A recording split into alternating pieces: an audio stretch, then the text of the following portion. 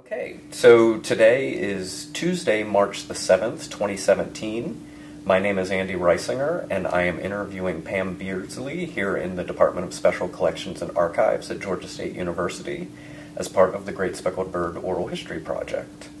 And before beginning, if I can just get your verbal consent to be recorded. Yes, you have my verbal consent. Super. Well, we will start at the beginning. The format for these interviews is actually a life history, so while we brought you in for your experiences about the bird, we would like to capture your entire life. So if you can start by telling me a little bit about when and where you were born. I was born in Mount Kisco, a hospital in Mount Kisco, New York, so Westchester County, in 1948, February. And the exact date, February? February 28, 1948. Okay. And had your family been in that area for a while, or? No. My parents, my mother was from New Jersey and Lakewood. She grew up in Lakewood, New Jersey. And before the war, she had moved to New York and was working in New York and lived in Upper West Side, I guess, back in the day, and Morningside Park or something. And my father had been in the was drafted at age 30 into the armed forces, and he was continuing service. He continued in service until after the war. So I'm not sure exactly how long, but maybe early 47 or something like that. Mm-hmm. And then he went to New York. I guess he had a job. Yeah, he got a job. And my mother was in her later, 35 at least when they met, and my father was 38 or something.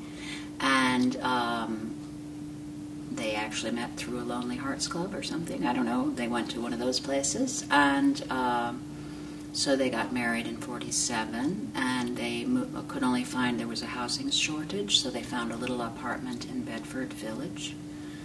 And they lived there until I was maybe 9 months old, and we moved to Levittown, which on Long Island, which was just under construction then.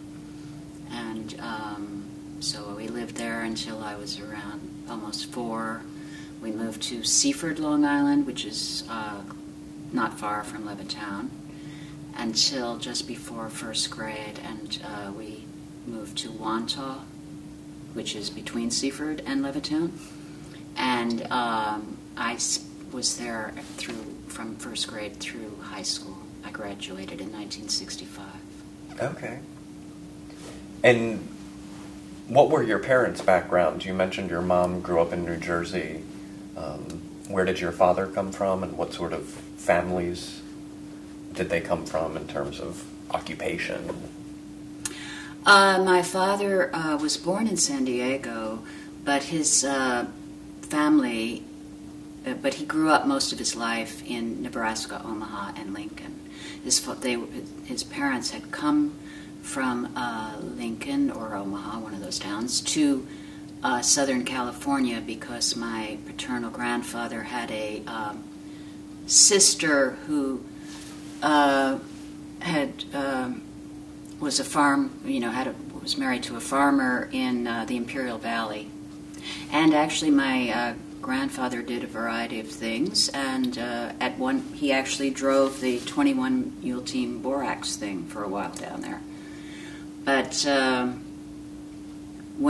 most of his working life, he was a shirt maker. They used to make shirts by hand. Mm-hmm. So he was like a shirt tailor or something like that. And my father was able to go to University of Nebraska for free, right? So he got a chemical engineering degree.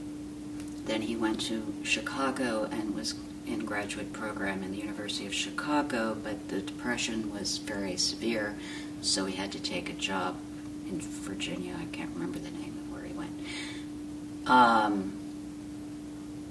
He was 30 when he was drafted, and he was given, he was like a nerd. My father was your classic nerd, but I didn't know that in my, that term came later, but he was very introverted, quite introverted, reading all the time, totally involved with technical, types of, he would write in symbols that I've never seen. He was a geek in a way. He liked, he did introduce me to many things, science and archaeology and things like that.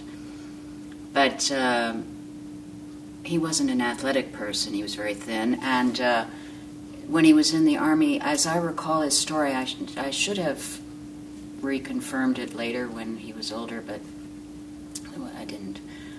He told me when I was fairly young that he had been on guard duty in Texas, or based in the U.S., and that he went off with some friends who encouraged him to go to a movie or something. So for that reason, he was busted down to non-commissioned rank. This is probably too much detail. No. But then he was told, so he was in the Army Corps of Engineers, and he was told that you can either, we're about to go and invade South Pacific islands that are occupied by the Japanese, and you have the two options. You can go with us, and then you will be on the landing crew that's pulling up pipes right away with the invasion is going on, pulling pipes up to the beach, etc., and there'll probably be a very high casualty rate. Or you may go and work at a project with the most prestigious physicists and chemists in the world, but you won't be able to tell anybody about that. So he chose that, and he worked in Los Alamos on the atom bomb, particularly with plutonium recovery and manipulation. So that was that for background for him. And my mother's father was a plumber and a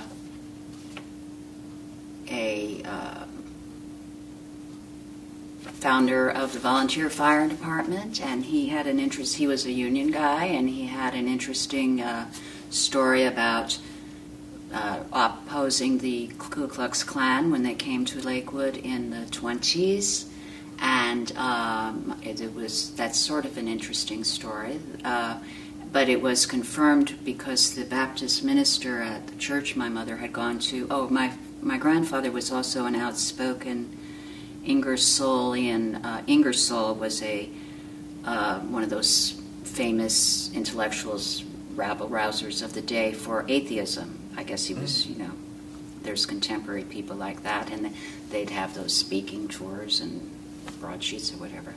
So his name was Ingersoll. So my grandfather was an outspoken atheist. And hunter, fisher, a man's man kind of guy. And my paternal grandmother was, born to a farm family. The other interesting thing about them is both sides of the family, my grandfather and grandmother on my maternal side, had Quaker ancestors. One of my cousins found, they actually bought their land from the Indians in the 1600s. Mm-hmm. So, and oddly enough, they had both had direct ancestors buried in the same Quaker burial ground. But by the time of their generation, they were not Quakers. And my mother was one of two children, and she was quite self-disciplined in many ways. But perhaps she had a high fever for a year that kept her out of school in second grade, maybe scarlet fever or whatever. And I only mention this because a friend of mine has told me this could be associated with a personality disorder, and my mother was very much afflicted with some sort of personality disorder, and she was very troubled, and I would say she had an anger disorder. So doctors would think she was depressed, but she wasn't depressed, she was really angry. So she would have temper tantrums and become extremely hysterically angry pretty frequently, at least once a week, it seemed like. Mm. But she was a very hard worker and, very competent at what she did. And she went to work when I was maybe in second or third grade, back to work full time. as a secretary, and then as a legal secretary in New York City.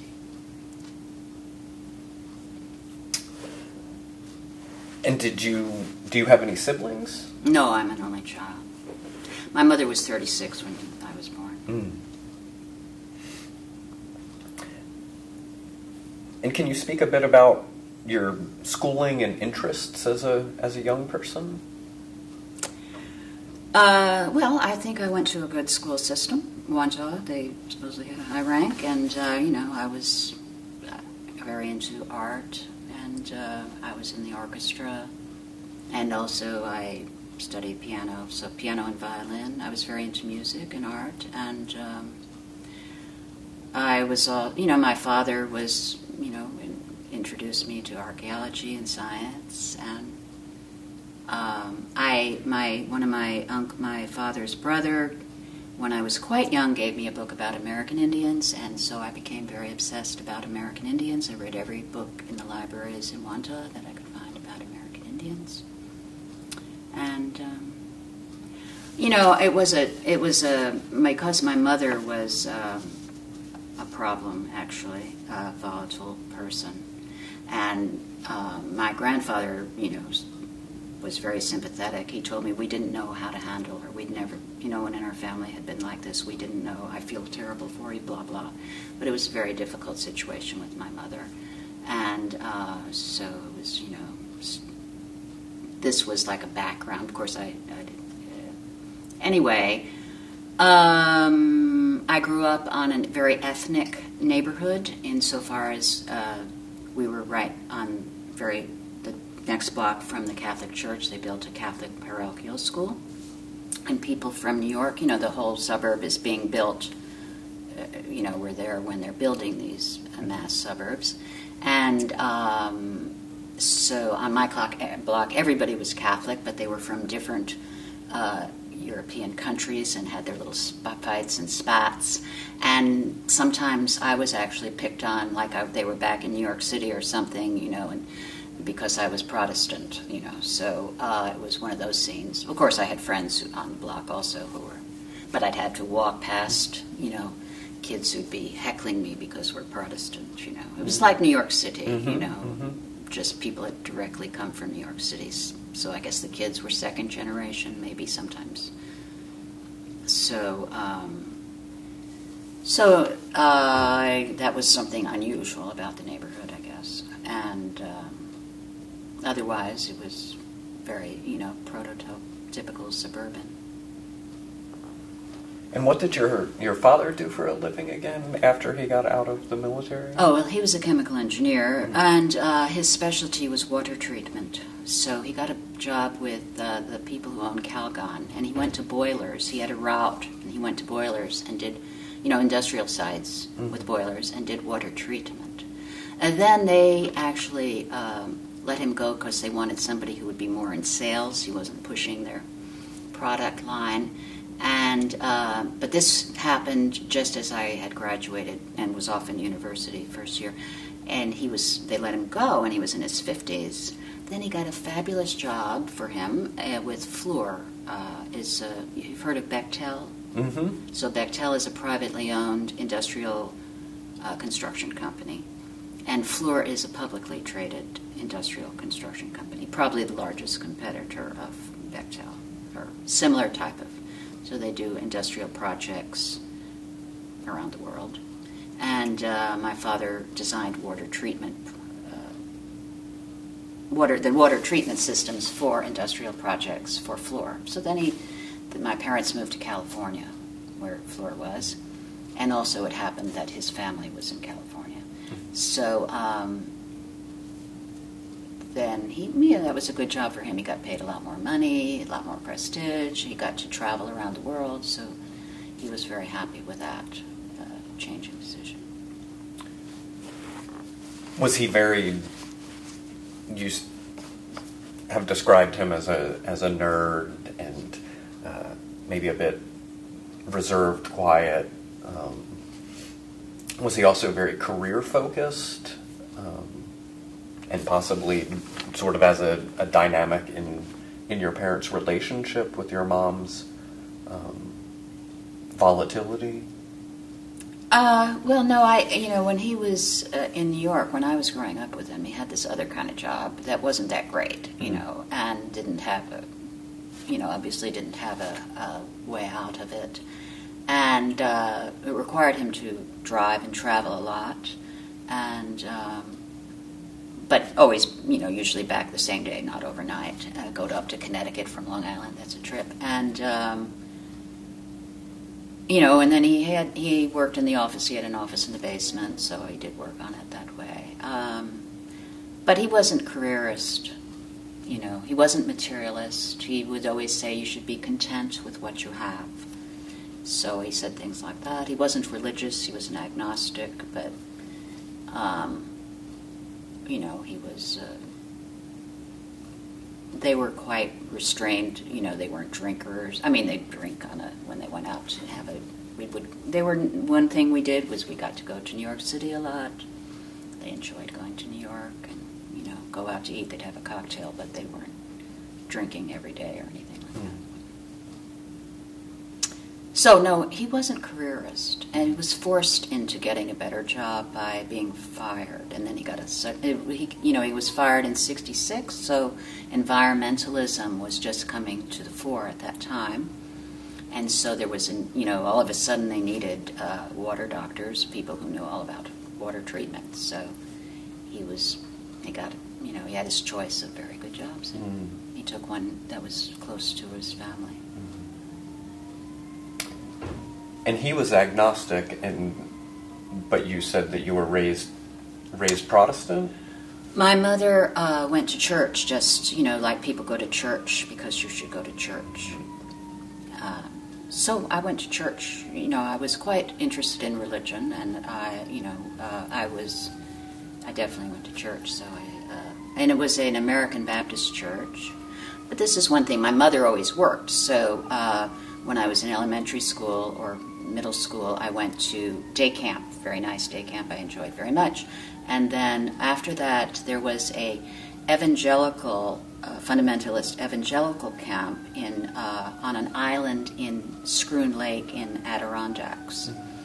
That even though I wouldn't say that our Baptist church was evangelical or fundamentalist, it was a little bit more mainline, but still, they were influenced by Billy Graham and that kind of thing. There was, and it was called Word of Life. So these people were Pilgrim Brethren, and they had an evening Saturday night radio show. And I went there for 2 years and spent 8 weeks there in the fabulous Adirondacks and had a great time. And I was saved, of course. that every week they had a salvation ceremony on the beach with a fire, and so naturally I was saved, and so I was quite a bit more of a religiously inclined person than anyone else I knew so it protected me in high school. I was a bit of a goody two shoes.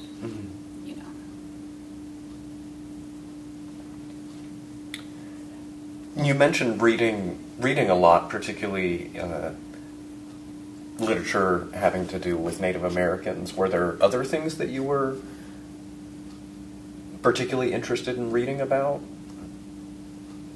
Well, I mean, that was something that I made sure I read everything I could find about, definitely. But I read a lot, period.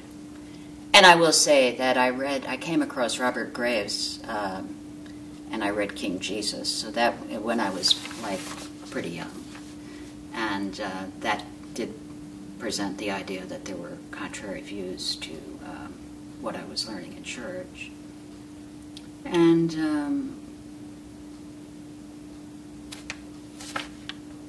I read many things. I do think I read Brave 1984 when I was 11, and that made a big impact on me. Much more when I read it when I was an adult, it was like, oh, but it was really horrifying when I read it at 11. Mm-hmm. And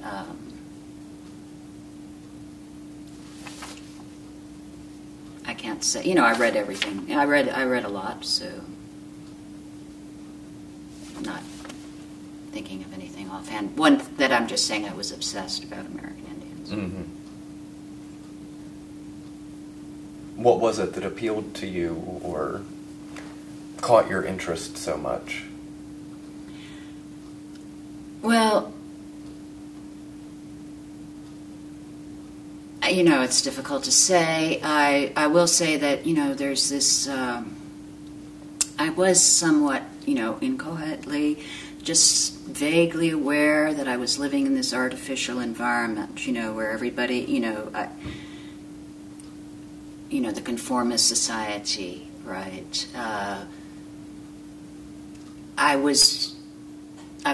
You know, you live outside of New York City, and we listen to talk radio, WOR, you know, everything was, all the energy was in New York, right?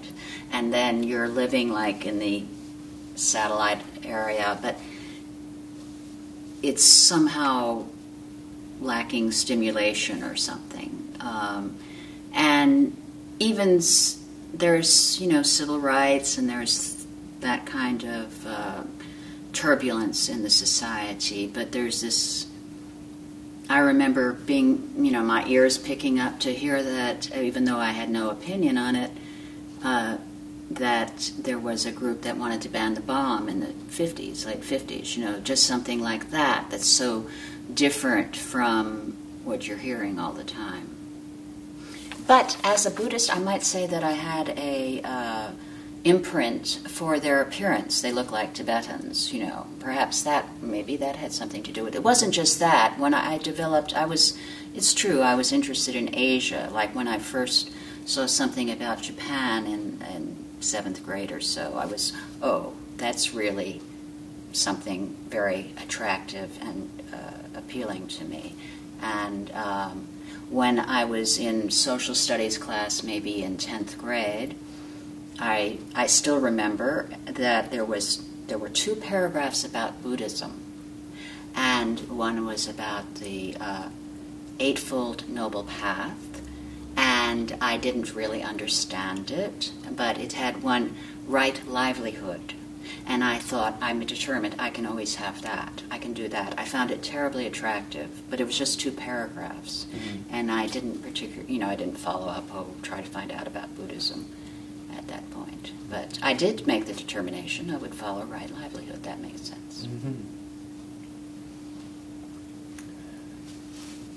And growing up in the 50s and 60s on Long Island,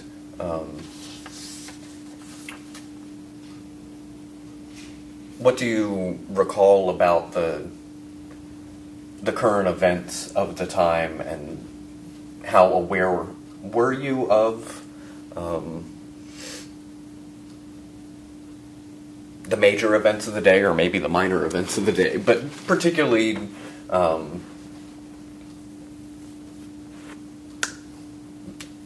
war, McCarthyism? You mentioned the sort of emergent peace movement, civil rights is beginning to take off. Any of those sort of momentous markers of history? Well, in elementary school, of course, you don't really understand what's going on. I mean, the big thing, of course, for my generation, 1st grade, we're doing atom bomb drills. In 1st grade, we even had an atom bomb drill in our houses, in the community. My mother was a civil defense, had some civil defense thing. You're supposed to shut the windows and pretend. And then seeing atom bomb blasts, you know, and then hydrogen bomb blasts. And so that was pretty bizarre. And I have a little story about that, actually. Another thing I really loved was stuffed animals, right? Mm-hmm. And my mother wasn't into actual animals, so I loved stuffed animals. And I had gotten, for Easter, I had gotten a large violet bunny rabbit. Had a very long ears, must have been like this tall. And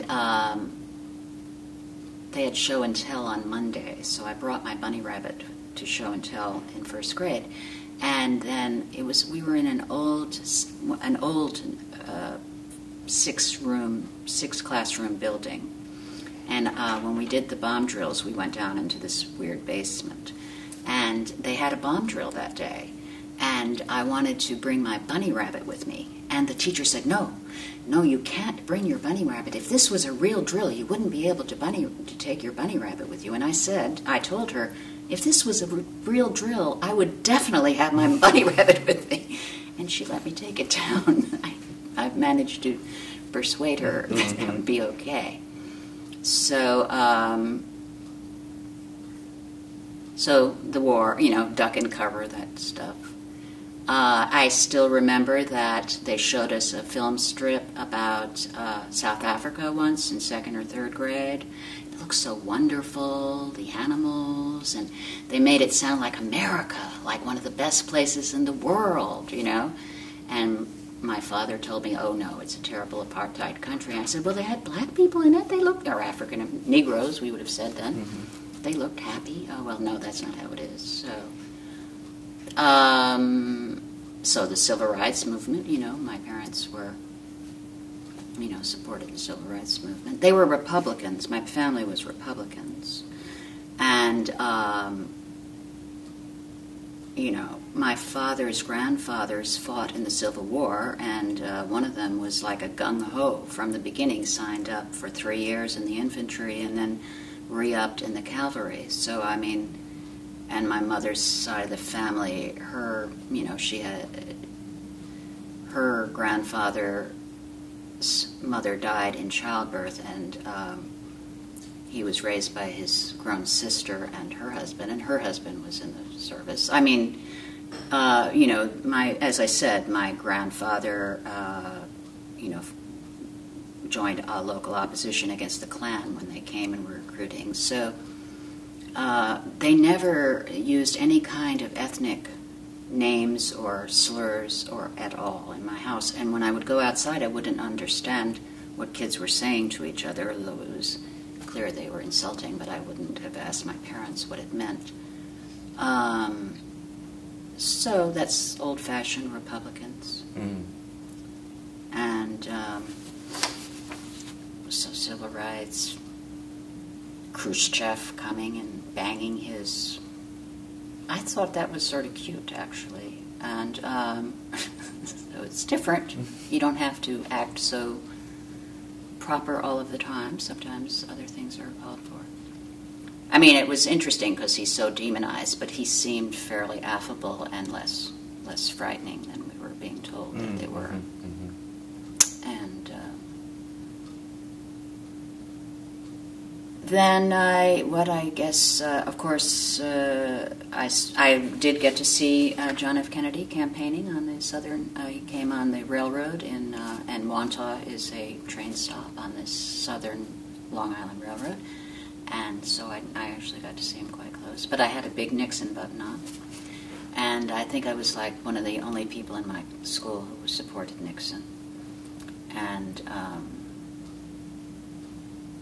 but I didn't dislike Kennedy, And I listened to a right-wing, really right-wing guy who had a 15-minute show on WR in the evening. And he spoke a lot about international affairs, and obviously he had connections to the CIA or whatever, so he was always giving out their line. And my father said he was a demagogue. I, took him with a grain of salt, but it was interesting. I enjoyed hearing what he had to say. He said many interesting things. For instance, he said that Senator Keating, was a big Midwestern senator at the time, was claiming that there were missiles being put into Cuba, and this was quite some months before the October. It was like in August or July. So when they finally made a big deal about it, I didn't take it too seriously because this guy, the right-wing talk show host, he said that this was just now they were talking about it because they wanted to influence the congressional elections for the Democrats in October, and that's what was going on. It was so everybody else was terrified, but I was not. So, and who knows? I don't know. I do know very clearly that apparently there was evidence that was happening quite a few months before it became a crisis situation, and I don't know any reason why they wouldn't be manipulating it. But then when you read about, the histories of the event, we really were on the brink of destruction. So I have no idea. But at the time, I wasn't worried. Well, that was nice. Why be anxious about something that turned out not to be anxious about anyway? And so. Do you recall that talk show personality's name? Yes, Fulton Lewis Jr., or Fulton Lewis III. Fulton Lewis Jr., I think. Okay.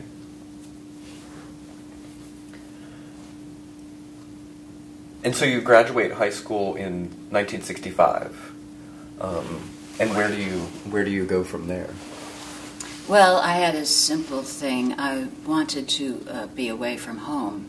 That was my prime motivation. So I had a scholarship to go to Cornell, but I said, no, I don't want to go there. And I went to American University. Of course, we had a negotiation. How far away from home could I get? And, there was a university in Ohio, but it was in the country. I decided I'd rather be in Washington. So I went to American University. And what was it that was inducing you to want to get away? My mother was very unstable. Mm-hmm. And they were having, often she would be ranting that she wanted a divorce, and it was a big deal. My mother,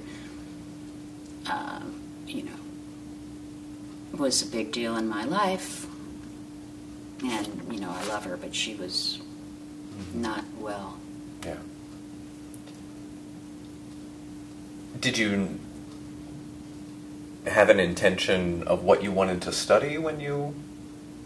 Oh, I wanted to study science, be a science major. I wasn't sure which exactly, yes. And so you arrive in Washington, D.C. in the fall of '65. What was that like for you to move from the suburbs of New York City to the seat of government and activity? Well, of course, American is sort of in a suburb, but it's close by, of course. It's, I had been there, I had been to Washington a few times, so probably that was another reason that I was inclined towards it. It's a beautiful city. I enjoyed it. I had a good time. I lived in Washington until towards the end of 1971.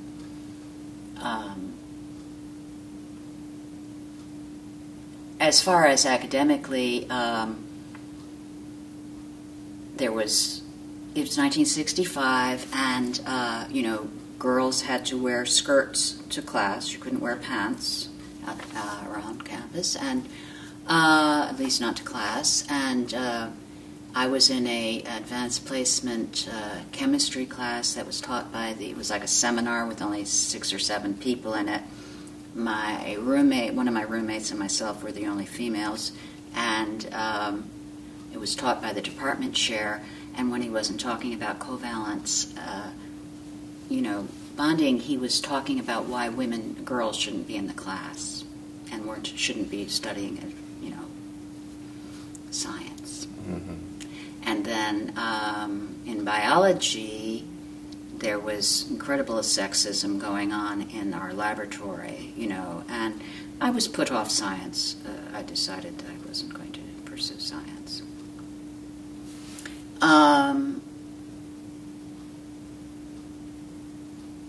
But meanwhile, my mother, one of her things was actually she thought I was her in some way. I was to be her,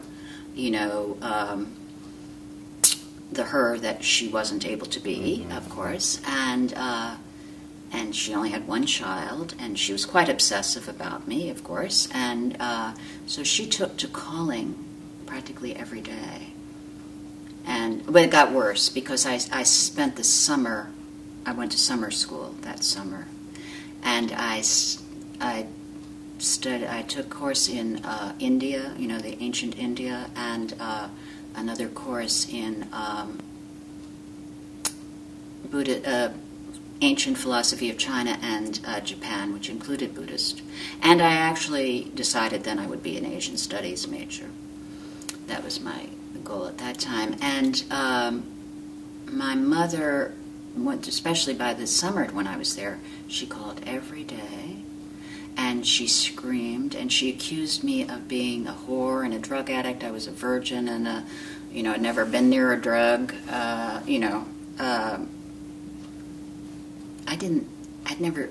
knew people who said they knew people who smoked marijuana, but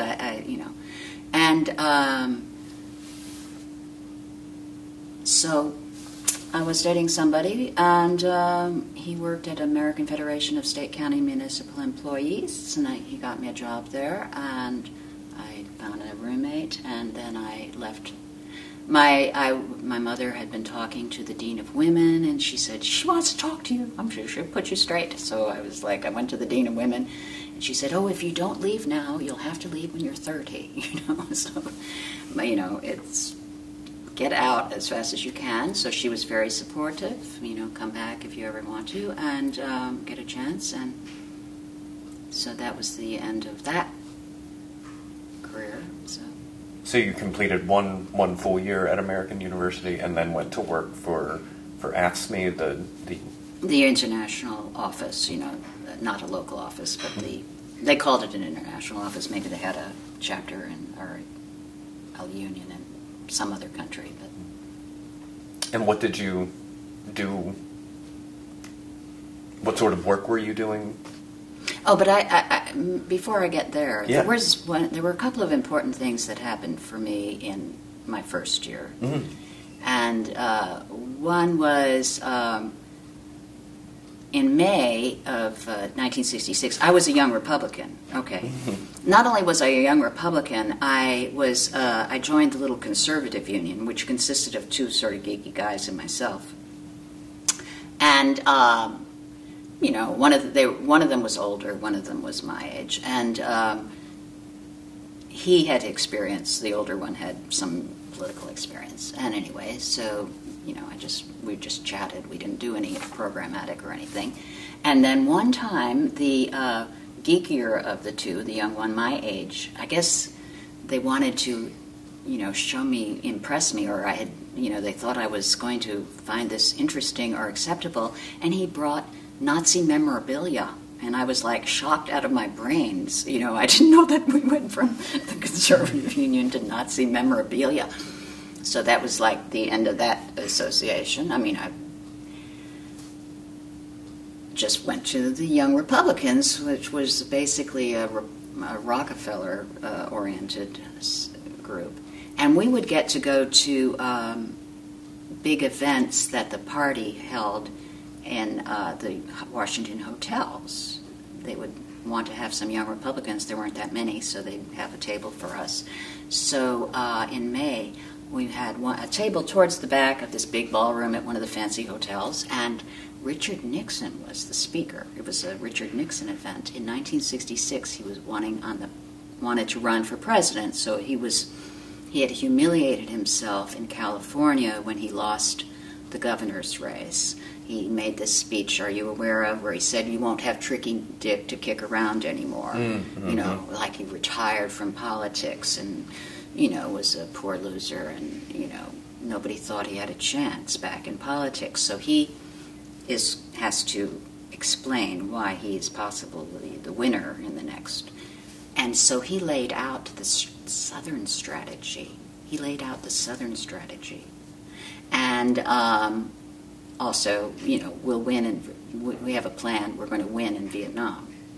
So the Southern strategy was a total desecration of everything I had some idea about being a Republican, right? It's racism and appeal to the racists and get in bed with the racist Southerners.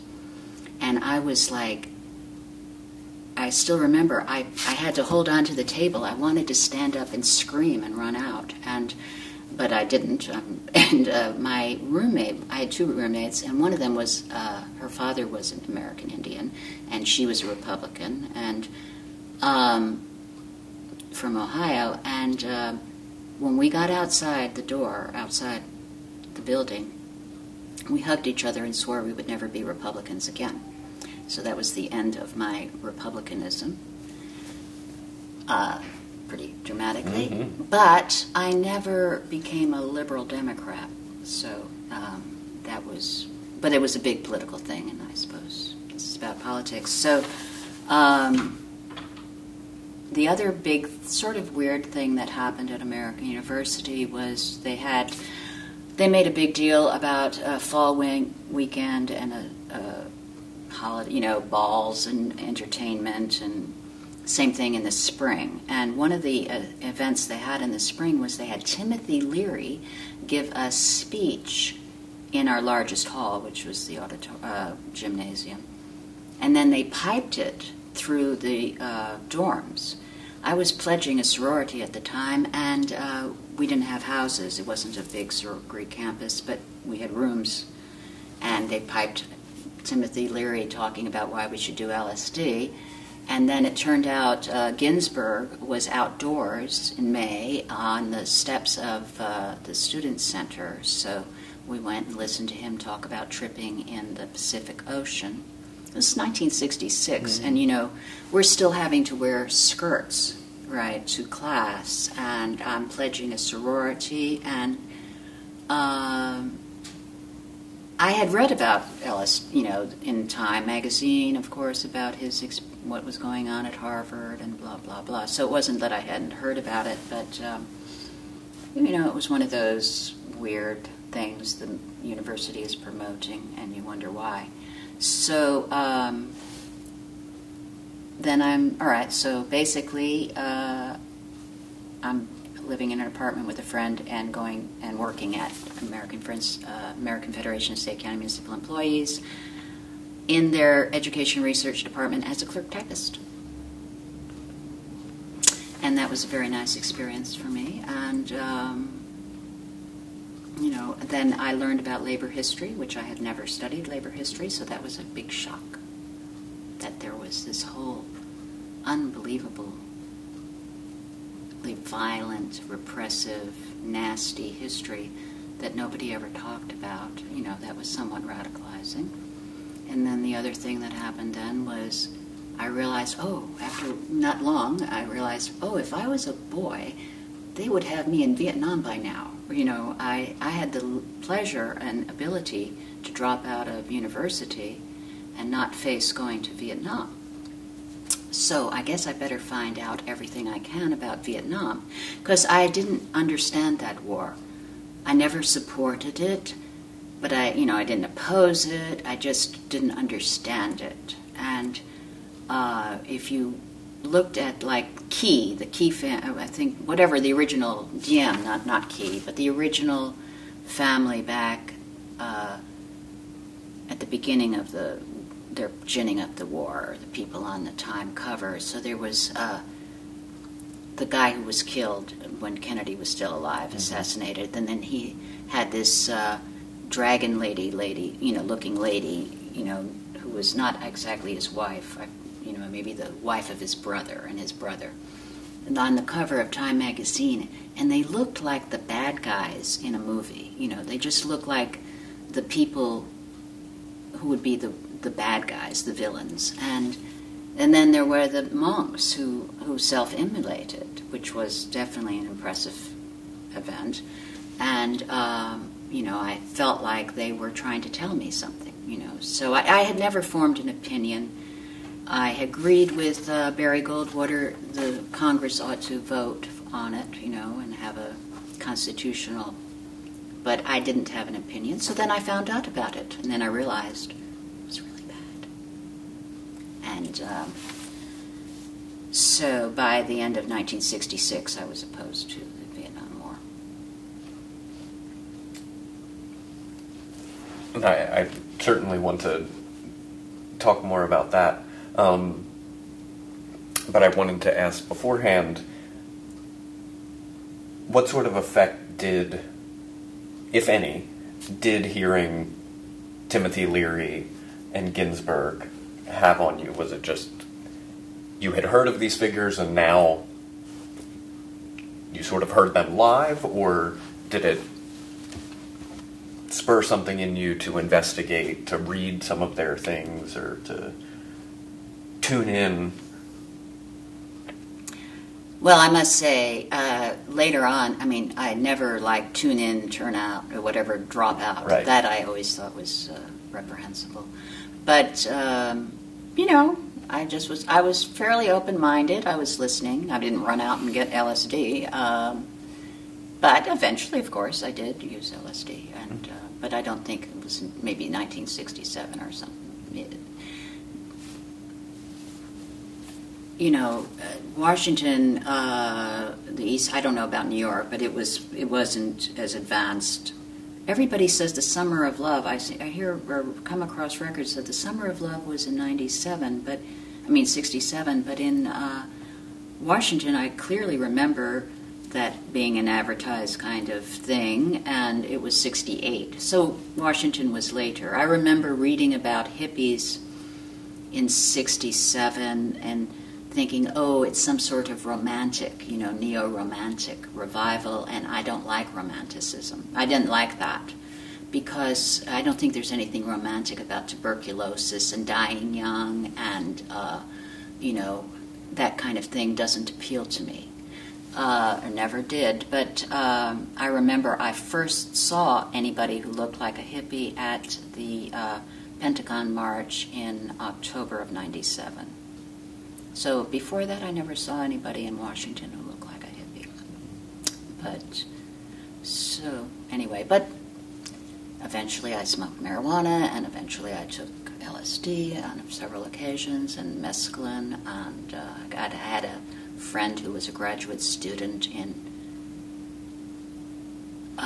chemistry who made a fabulous mescaline. So, you know, at some point, that was probably 68, 69. Mm-hmm. But I can't remember. I know by 67 I probably was tripping at it. Mm-hmm. But I always worked. This was a good thing. I couldn't do drugs, you know. I mean, I wasn't tempted to. It would be like a one-off now and then. I always had to support myself and function, so I don't think I ever overindulged.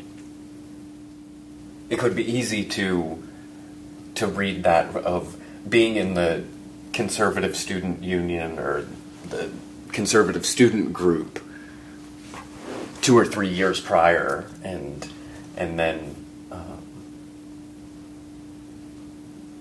you know, beginning to take hallucinogenics. That there's a big break there, a shift, or was it sort of more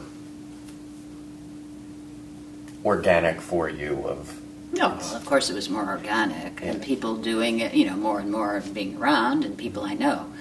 But the big shift really is overnight. I mean, in just a moment, I stopped being a Republican.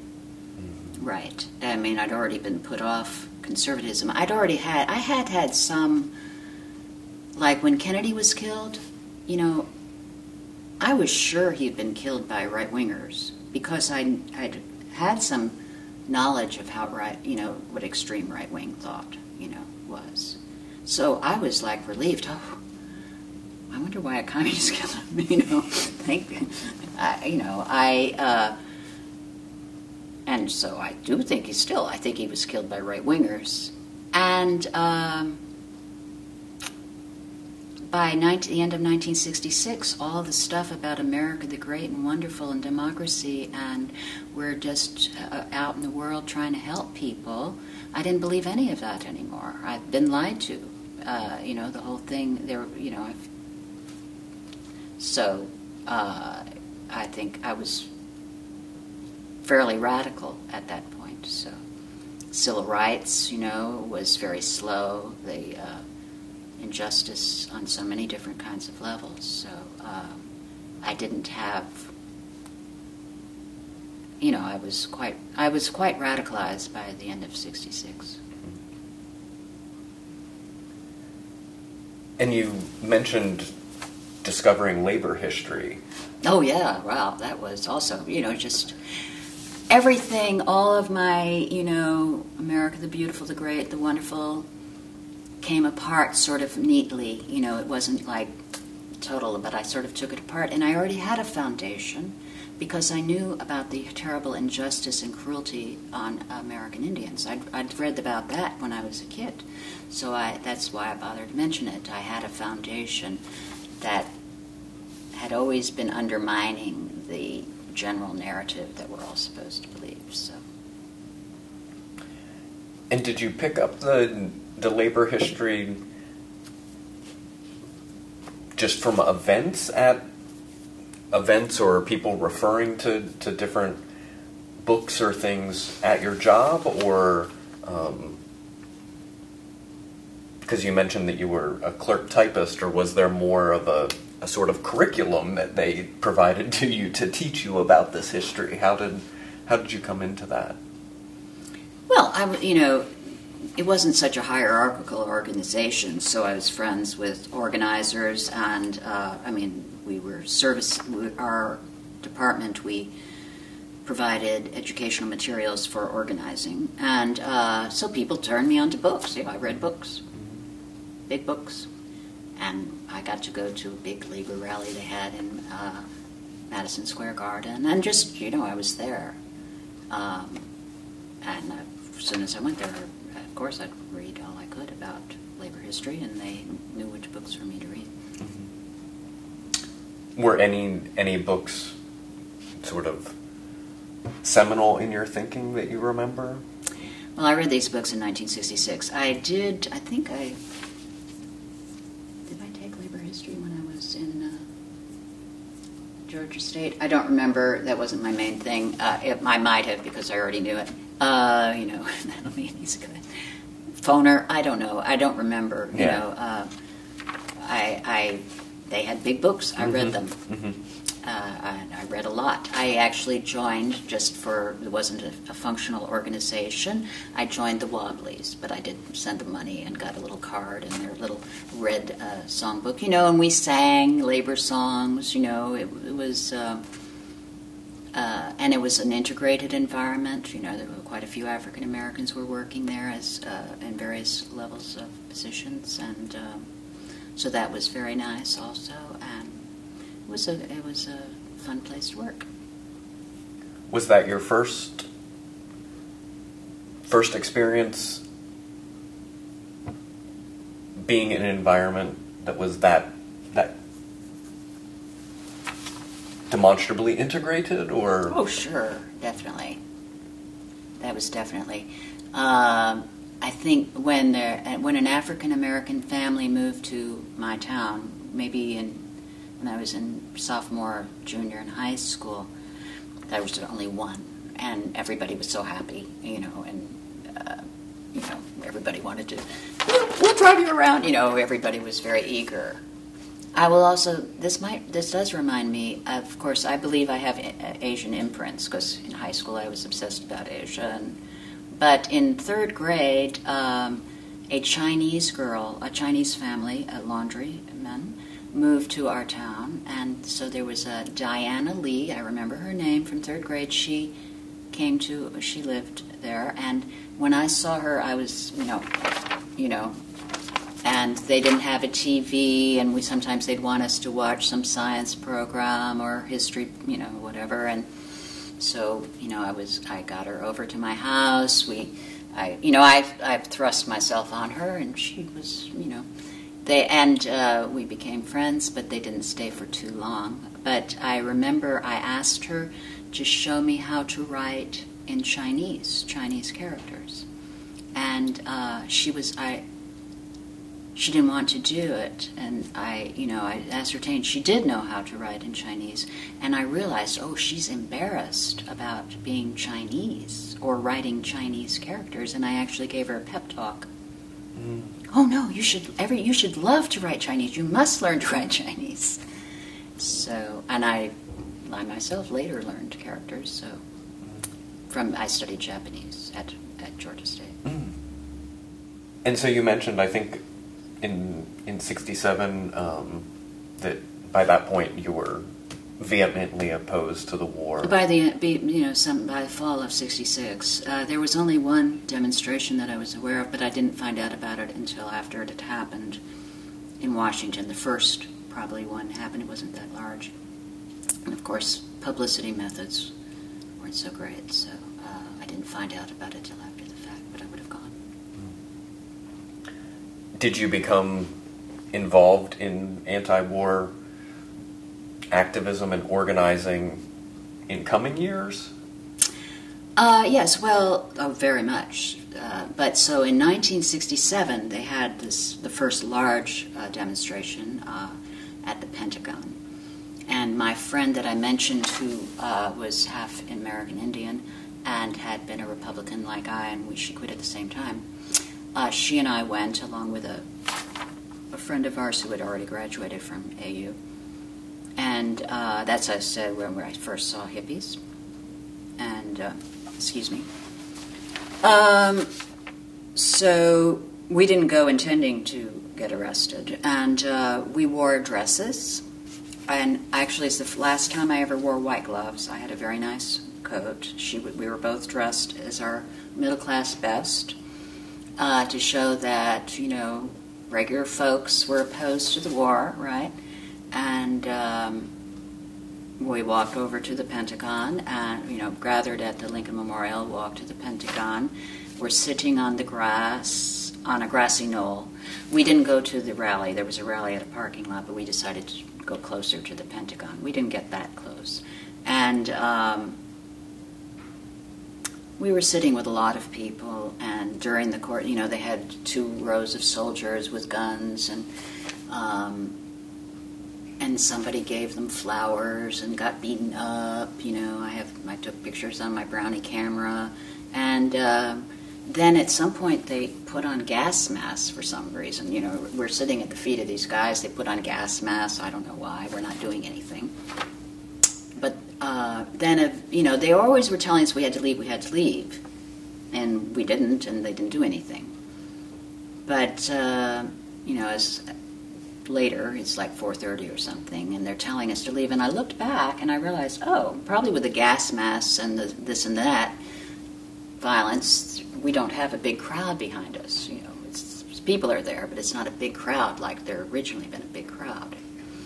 And they were being very insistent, so I started to get up, but Lorene didn't. And so as I'm getting up, they're dragging her off. And so Lorene is a much more mild-mannered person than I am, or less assertive maybe. And so I insisted on going with her. I knew that Lorene wasn't going to like me going to jail by herself. So, and why are you going this way? Are you being arrested? I said, I'm going to go with my friend, and if I have to be arrested, I'll go with my friend. So we were arrested. And then there was some fallout from that. My name and address, because I lived in D.C., was published in the Washington Post. They went, FBI agents went to where I lived and tried to, unfortunately I had a lease. One day I was called up to the president's office at AFSCME. I had never met the president, and there were 2 floors in the building. We worked on the lower one. I don't know if I'd ever been in the elevator with him. I've been to events, but he called me into his office, and he told me that the FBI had come and warned him about me and wanted him to fire me, but he, and I'm like, okay. And then he said, but I think you did a great thing, wonderful, blah, blah, blah. So, of course, he was an old Yipsel guy. He should have, I wasn't that worried, but he made a suspense thing out of it. And then in 1971, my father told me they had come to them, my family in California. They looked them up to try to get them to do something about me, whatever that meant. But, I wasn't. So, for doing nothing except sit on the lawn, I felt that they had a great deal of retaliation. So anyway, so that was 1967, and then things just escalate, from there, as far as people and events and getting more and more active.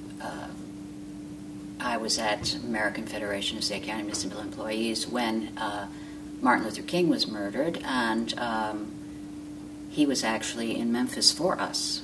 Most of our high-ups were in Memphis, and we were actually having like a party, like a luncheon party with the vice president of the union. We weren't working when this happened because they were celebrating that Martin Luther King had gone back a second time, and they thought they were going to have a victory.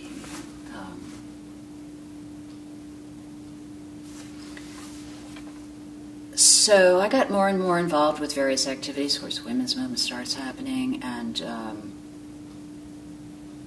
one fun thing that I did was a friend of mine invited me to participate in a small action organized by some local people identifying as a Women's International Terrorist Conspiracy from Hell, or witches. Mm-hmm. And they had gotten publicity in other cities for doing sort of guerrilla theater, silly events. And in our case, I don't think we had any publicity. And so I don't think they organized it, or maybe we just didn't get any. But what we did was we went to the construction site of the FBI headquarters, and somebody had written an extremely clever hex, multiple verses. It was really well done. And so we just for ourselves, that's,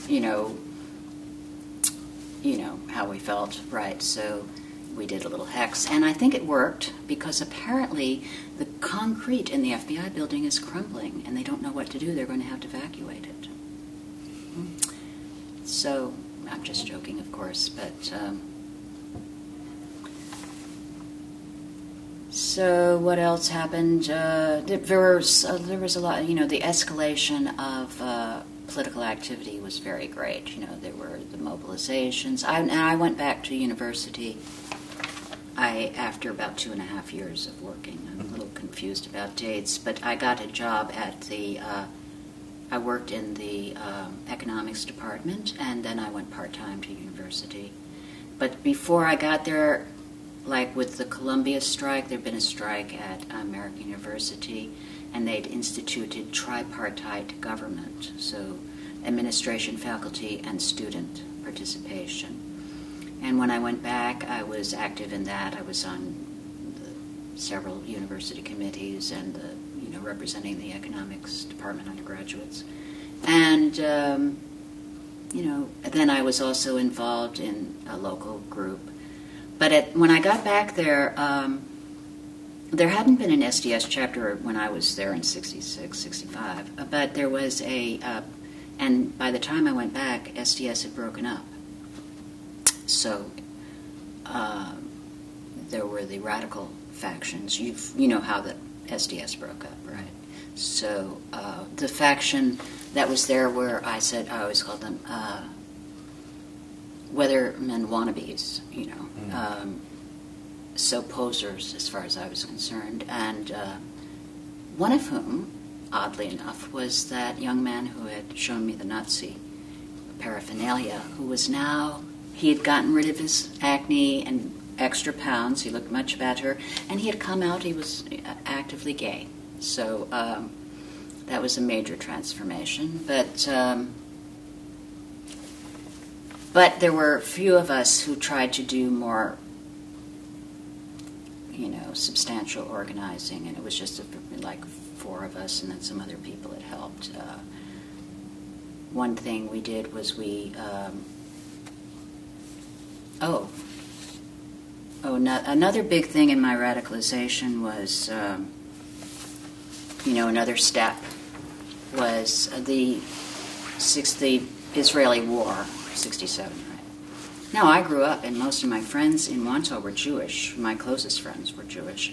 And so I was like, oh, well, I'll go and support Israel, And so I went to a demonstration or a rally at Lafayette Park across from the White House. And Robert Kennedy spoke, among others. And I was appalled. I couldn't believe it. I realized, oh, it's racist warmongering worse than we do to the Vietnamese. It's just, I don't know anything. I read Exodus. I love the movie. I always wanted to be Israeli, actually, or Jewish, because they have a better family structure. My mother didn't let me have contact with a lot of my family. That was part of her craziness. I couldn't be with my father's family. Her brother had 5 children. I wasn't allowed to see them at all. I only met them once in my life. So I thought, my Jewish friends had more cultural roots. But this was turning. I mean, I was just like, I'm sorry, there's something horribly wrong. I don't know what it is, but this is terrible. So one thing we did, I guess, we showed one of the very first films. It probably had been a film strip, or converted to a film about from the Palestinian point of view, and of course we got into some trouble for that. But otherwise, we were concerned with back then. In Washington, D.C., every year they would just shoot down over 20 black people. So this whole thing that's going on again, this was what life was like in the 60s and 70s, even when I came to Atlanta. It was a big issue here. Police murders. Hosea Williams organized many demonstrations, but it was like that in D.C. And, one person, a black man, was actually murdered by a police officer for jaywalking at 14th and U, which was the heart of the black community then. SNCC and SCLC had their headquarters right at that corner. And then they killed a guy for jaywalking, which was a common event in Washington, D.C. And so there was a College of Continuing Education at AU, and they were they had gotten grant from some law enforcement grant program set up under Nixon administration, I guess, and 69 or so, and to train and professionalize the police. So they were going to run college courses for police to come after work, and they could carry their weapons on campus, and of course, it would be sponsored, I suppose, between the federal and D.C. governments, and to earn a university degree in a curriculum that was so totally separate for them. And meanwhile, there wasn't a public university or college in D.C. at that time. There was no public college. So if you were, now they've created one, but that was after I left.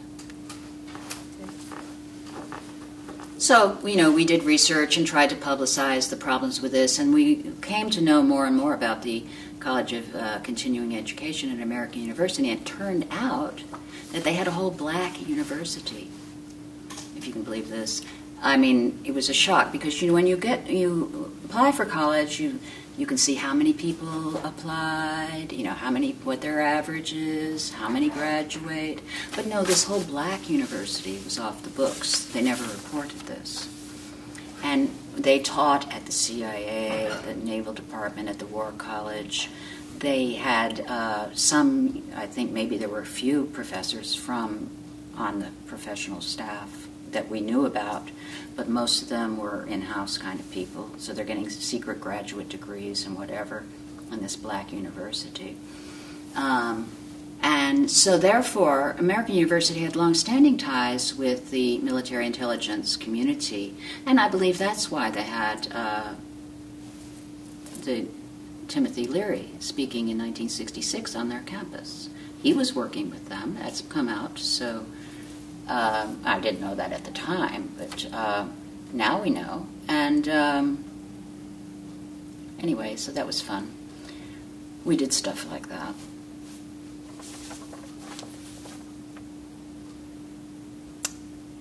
so I'm continuing my anti-war organizational stuff. Some things that happened, you know, there were other various important things, like the Black Panthers wanted to have a constitutional convention in Philadelphia, and in the run-up for that, they had a big meeting in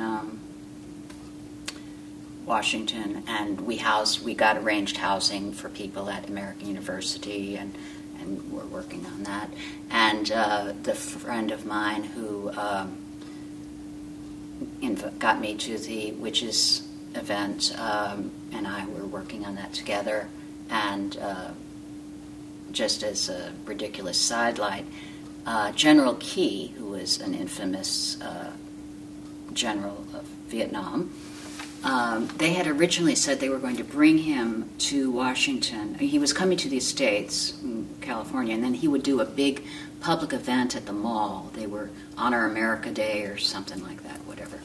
And so that was the first, they announced this in the news, so there was actually somebody was able to organize a Washington meeting of anti-war forces. So it was the first time that there was a localized anti-war organizational meeting that I was aware of anyway. It was well attended. As a consequence, maybe, of that, they never did arrange that event for Key. But, unbeknownst to us, he had actually come into the country, and once my friend and I were running errands on from one part of town to the other for this Black Panther convention, and we were stopped on a little side street, and I had a little tiny Renault that, you know, had the hatchback. It was the first hatchback car, and it was like this little tiny tin can thing, and we were stopped. There was a cab in front of us. They let the taxi go, and then there was an unmarked car, and guys outside, and and then people are standing in front of the building, you know, on either side of the walkway, and out comes General Key. And my friend and I, you know, it was like we were being jolted by electricity. We started screaming "F Key," and so this Secret Service kind of guy, you know, stopped that. And he was outside, and you know, and then we burst out in again, and he actually pulled an Uzi out of his jacket. He had this huge gun on his jacket, pointed it at us, and said, "I'm going to blow you out of the road if you say that again." We barely stopped ourselves, and it was just bizarrely funny because this little tiny car and this gun was practically as big as the car. So that was just a fun thing that happened. But there was something else that was significant that I wanted to mention, but I don't remember at the time. Maybe it'll come to me. But I guess that meeting connected me with other anti-war people in the community in a way that you're not just going to a big nationally organized march and you're there with your friends, but you don't know who's doing what. So I made connections at that meeting. That's important. The other thing about the anti-war movement, as you get into it, is all of the different Marxist-Leninist Mao Zedong thought people. No, they weren't there. Marxist-Leninism and Maoism then started. I had friends who joined some weird collective where they printed a paper called The Voice from the Mother Country, or different names it went by. They had some African-American guy sort of was the cult leader. These are good friends of mine. They'd memorize, you know, Mao Zedong thought and be able to recite it to you, and they had some funny songs that I do still remember. And so there was this kind of crazy and Trotskyists and, you know, all sorts of... And then on the other hand, we had friends who were getting influenced by Weatherman coming. They were talking about smashing monogamy and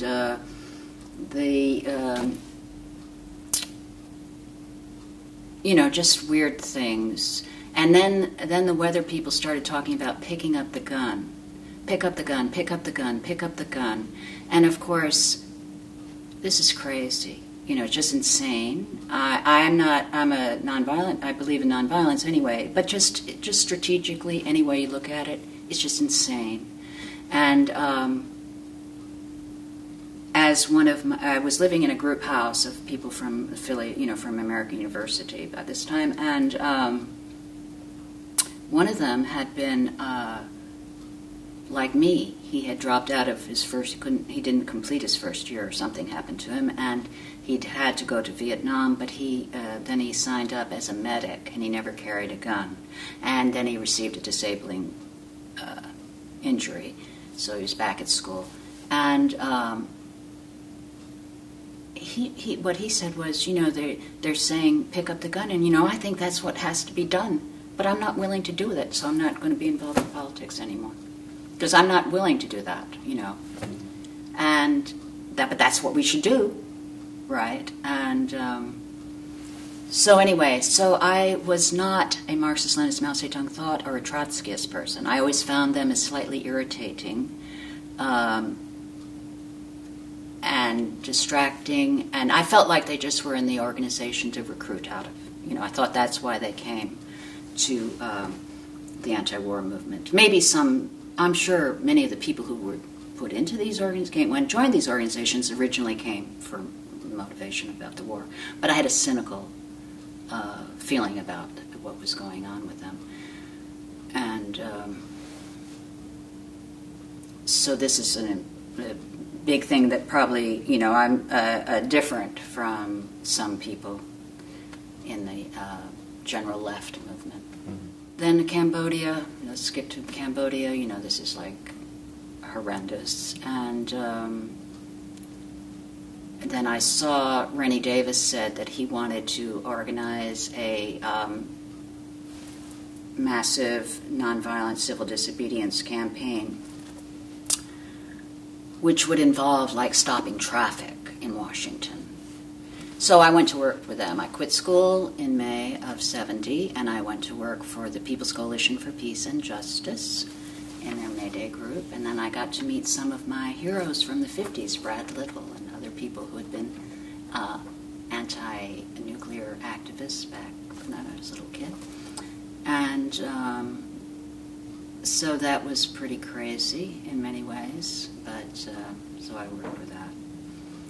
And then so that's how I ended up in Atlanta. I met people who came up towards the end, in April or so, before May. People started coming from other places in the country to work in the office, and a couple of people from Atlanta came up for that. Like Wayne Scott. You're trying to find Wayne Scott and Carol Kitchens. Okay. Not Carol Kitchens, she never worked for the Bird, but I guess Wayne did. And Doyle. I met Doyle. Doyle Neiman, have you interviewed him? Well, anyway, I met him through May Day. He came to work on May Day. He was from Texas. He'd gone to the University of Texas. I don't know, I can't remember if he'd come to D.C. or for any other reason, but I met him through that. Then we came down together to join. We were invited by Wayne Scott, to his house. He had a number of people living with him in the house. We moved in with them. Okay, before we get to the move, I wanted to check on a couple things, follow up that we've discussed. Your arrest at the Pentagon, were there repercussions beyond the FBI beginning to look into contacting people you knew, visiting your workplace, these sort of things? Were there other repercussions? Were you officially charged? Oh, I paid a fine to get out, which was pretty hefty in those days. It was $25, which was actually some money. And they let a lot of people out without paying the fine if they weren't from the area, but they knew I was there, so I paid it. And was it just for civil disobedience or resisting? Failure to obey a police order or something like that. Nothing. I believe that was later overturned in court. I wasn't one of the named plaintiffs, or somebody brought suit against it. But I do remember another incident. But I do think that was overturned. I also think that I think I had a couple of 3 arrests. I've been that I was arrested. 3 of those I think were overturned later or dismissed. And I believe I'm quite sure that the Pentagon was. And But another event that was quite amazing, I think should go down in these bizarre kind of demonstrations. I think it's pretty significant that the FBI went to my family, where I worked, and where I lived, and tried to have me punished by other people. I thought that's pretty out there to me. It's not how I learned about it when I was in high school, that's for sure. But so George Mitchell, no, was his name Mitchell, but the Attorney General under Nixon, organized. July 4th wasn't enough. They wanted it to be Honor America Day and Law Day or something, and they had invited some preachers, fundamentalists, love it or leave it, to be at the Lincoln Memorial. So the Yippies called for a smoke-in at the Washington Monument. And anti-war protest, I went with a friend of mine and somebody from that group I talked about. We were organizing. Oh, well, he's going to come up. He was involved with Atlanta. Ian, and we went to the Washington Monument. Well, there wasn't any smoking going on, and we were there for the anti-war part of it, but it wasn't a very large event at all. There weren't very many people there. They hadn't publicized it that well, obviously, or done much organizing. And then, have you been to D.C. on the 4th of July time? No. So then right across this street from the Washington Monument, the big mall starts, and every year they have a folk festival. So, so they have lots of tents and booths, and, it'd be very crowded for a very long block, and then there's a break, and then another long block. So, we weren't there that long before the police wanted to clear us out, the park police. And where they were coming at us with clubs and whatever, and so we tried to escape.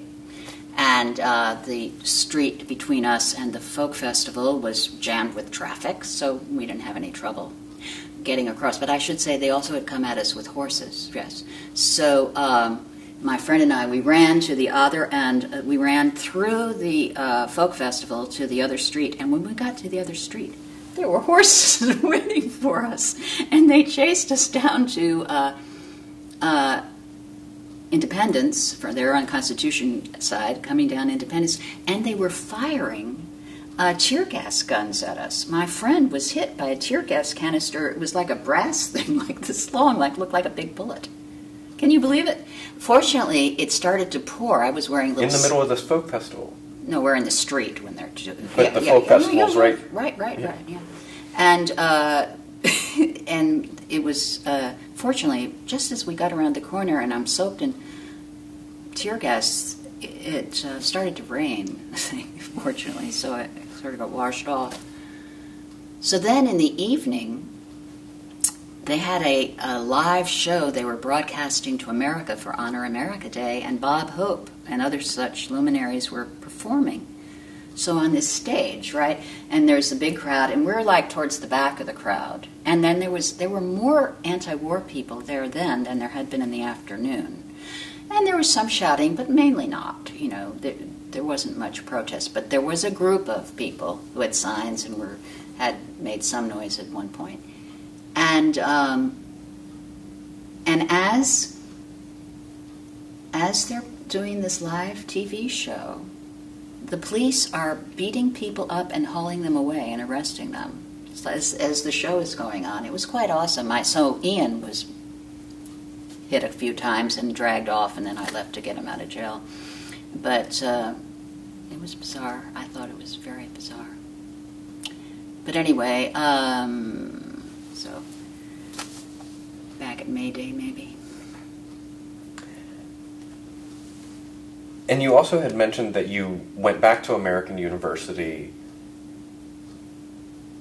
probably 68, 69? I had 69, I'm pretty sure. I'm quite sure. I'm trying to remember which semester, but I think it must have been I went back in January 69 is what it was, not in fall of 68. And you were doing work study in the economics department? I became an economics major. Okay. But I worked I was the office secretary so I worked pretty much full time, but it was a little flexible, and I could take off. So I went. So I didn't take a full load. And what at that point? So that was great because I really got to. I was immersed. I was friends with the faculty, had a leftist faculty, not entirely, but there were people from the Union of Radical Political Economy there, and so I was older, and so I learned a lot of economics and had social interactions with people, and then I was on the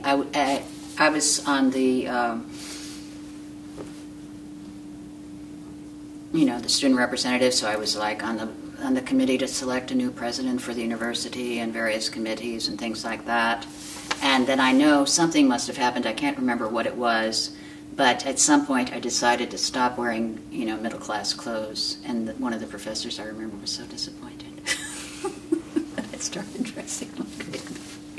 Oh, so something happened. It was just I crossed a line, I guess. So, but of course, the whole country was crossing a line. What had led you to pursue studies in economics? Oh, well, my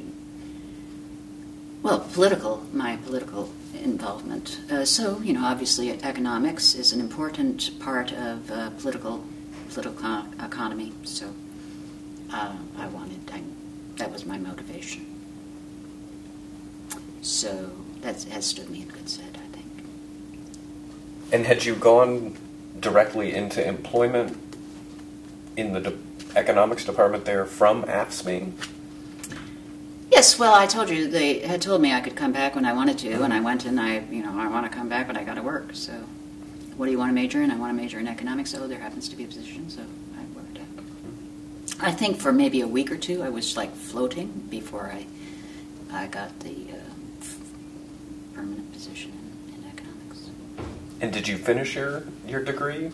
No, I didn't, because in 1970 I was just going part-time. Well, and one thing, they also did change their system. They went from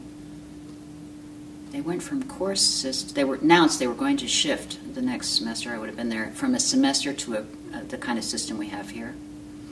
Terms, quarters. Yeah. They had been semesters, and then it was going to actually take me quite a significant amount longer to accumulate. But that wasn't the reason. The reason was I just become so politicized, and this is when, the Cambodia, and also our research. We had unveiled this whole black university at American University, so that had put me off on it a lot. And then I believed in nonviolent civil disobedience, and I had gotten to know Rennie from that Washington group. Rennie Davis was one of the Chicago 7, and he had this idea of organizing a massive civil disobedience action in Washington, and so I asked him if I could go work for it, and so I was one of the first people to do that. And also, you had mentioned your participation in the event by witches. Mm.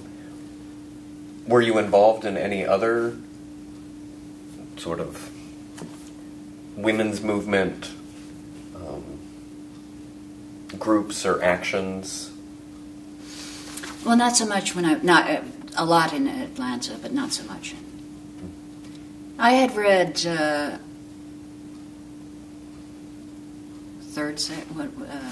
Simone de Beauvoir's book, maybe in '66. I came across that, so I was sympathetic, but,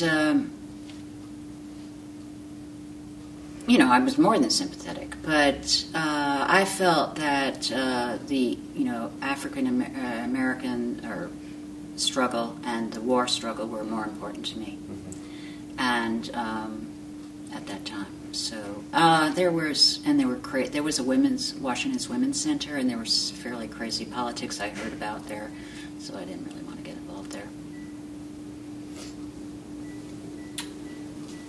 And lastly, how much does your family know of what you're doing with your time at this during these years, and what's their response? Oh, well, they lived in California, and no, I didn't tell them what I was doing. I mean, they knew where I was working. You know, they knew where I was working and that kind of thing. And they knew I'd been arrested in the Pentagon, apparently, but I didn't talk to them about it.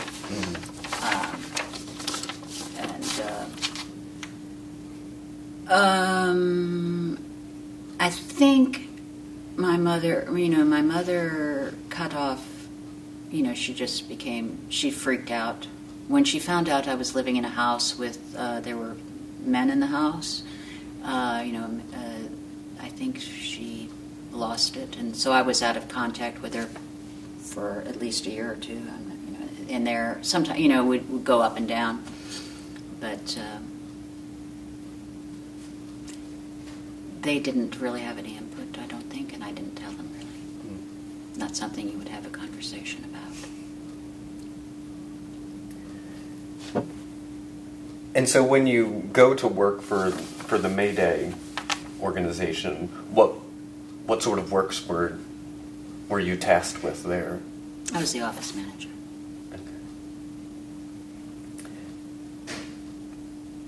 And what was the sort of culmination of your work? Was it discrete of like, we are going to organize this one event, or was it trying to set up an organization that would have a longer lifespan beyond the event?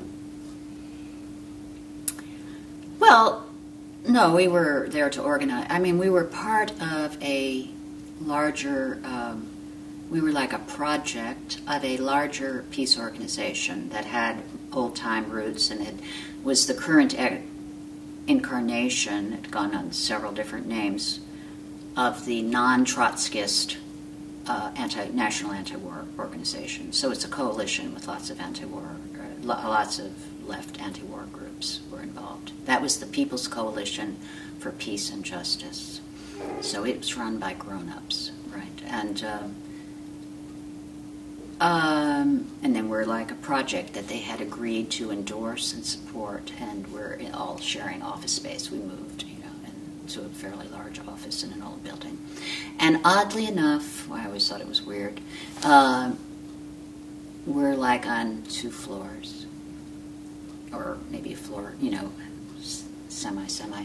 And the largest Trotskyist organization, mobilization, is and a floor is below us. We were all the national anti-war organizations were in the same building, which I think made it convenient for somebody. I don't know. But it was offered, I guess, at a good rental rate, so we couldn't really. And oh yeah, there are things I can't talk about from there, I'd say. And it was from there that you met some Atlanta people.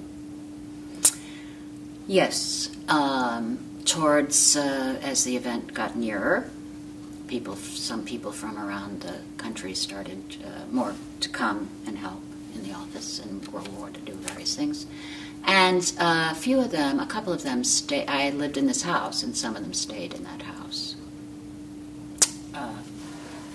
So, including I think that Wayne was actually staying at the house. Pretty sure Wayne and Carol. Wayne Scott is somebody who I understand you're looking for from the Bird, and he was then involved with a woman named Carol Kitchens, and Carol later had, became a little, had some sort of psychological difficulties. I don't know exactly. But at that time, she seemed to have quite a bit of potential. She hadn't fully manifested. I thought at the time there were probably some clues, but she was able to present very well, and so she actually went to Paris with. There was a delegation that went to Paris to meet with the Vietnamese. We coordinated with the Vietnamese in Paris. For instance, one of the things we had was we had a peace treaty, a 7-point peace program. We went to a National Student Association event, co-sponsored, to sort of kick it off in February or January with the Winter Soldier campaign. You may have heard of the Winter Soldier campaign. So that was in Michigan. We drove out there and we were involved, worked with the Vietnamese and coordinated and came up with this peace program that we were promoting in one way as part of our demonstration, right? And so then later there was another delegation, a larger delegation of Americans from the Peace Coalition that went to Paris, and she actually went on that and represented. Did you go as well? No, I didn't go. And many famous people from the movement were involved with, or came by the office, or were involved to various degrees. It was interesting. I don't know. I think I sidetracked your question, or maybe I. No. If there's anything else that you want to, you asked me discuss how I met the about the Peace Coalition, or we can transition if there's nothing else to say there. Well, I would like to say that it was the largest civil disobedience event ever to be held in the United States of America. And over 13,000 people were arrested over a 3-day period. And at least the one I was at was definitely found to be an illegal arrest. I was not arrested on the first day. I was arrested at an event that happened later. There were several days, and I'm having trouble remembering which exactly day it was. I think it was Wednesday at the Justice Department. And there was a little balcony. We were on a side street, not on the main, there's a side entrance to the Justice Department. And there was a little balcony, and Attorney General Mitchell and his assistant Attorney General Kleindienst came out and, sort of ordered our arrest. And there was a certain irony when they also had to face justice. But that was later. And I know one thing you asked, did they want to form an organization? Well, there were some odd things about, the organization of the May Day Collective. Of course, for one thing, Rennie Davis called it a collective. And I have a certain idea about what a collective is and what a collective is not. And we were not a collective. And I did persuade him that we shouldn't internally call ourselves that anymore. Because, I have no objection to our not being a collective as it was. So it just, I object to calling things something that they're not. So at least to ourselves.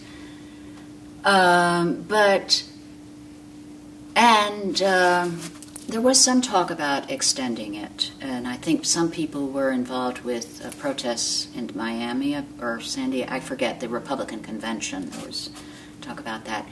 And we did a couple of activities afterwards. We had a meeting in Bloomington, Indiana, and People's Coalition had a big meeting in Milwaukee. I've attended those. But I personally, by then, was very cynical about not so much People's Coalition, which wasn't really that actively involved.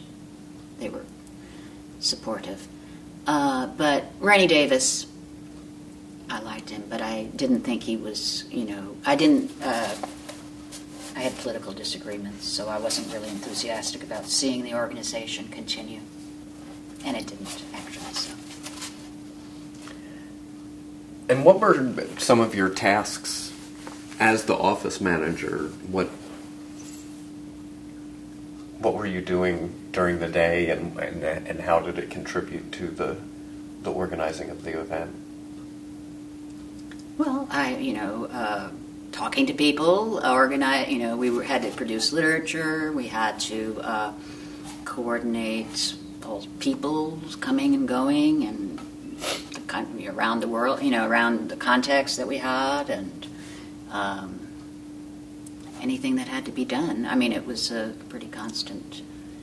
I really don't remember too much. I sort of remember. I'd be there late at night. I remember that. It was a full-time job, and sometimes I got to drive because they couldn't trust the other members of the collective to drive, and I enjoyed that. I liked to drive. I didn't have cars, so I did get to know Washington well. As we were moving, we tried to. This is a thing we needed a place. We put on a big, huge concert, right? We were going to have a campsite. We had to get that through and done, approval, so the campsite that I think I played a role in finding the campsite. Really, I think the original ideas that were suggested were not good, and so I played some constructive role that was something I made an impression on, but. So they were going to be at the tidal basin, down around the tidal basin. We had originally set up a campsite there. But the police came in and busted it beforehand, like shortly before the demonstration was occurred. So that, of course, was chaos and resettling people, finding places to get them. Of course, as I said, I went to work for them early on. At first it was, more like setting up an office, and then we had to move. We got the other space and moving and identifying, taking people in. We had some vetting process and of unusual kinds and whatever. So one of the things I did enjoy was when I got out of the car and ran errands and went up and, and talked to people at the land or whatever, got out of the office. Mm-hmm. I did enjoy that. But,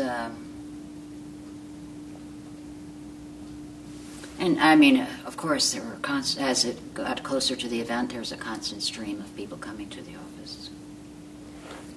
How many people would you say were working for the group while you were there? Well, originally maybe it was 8, but it kept getting bigger, and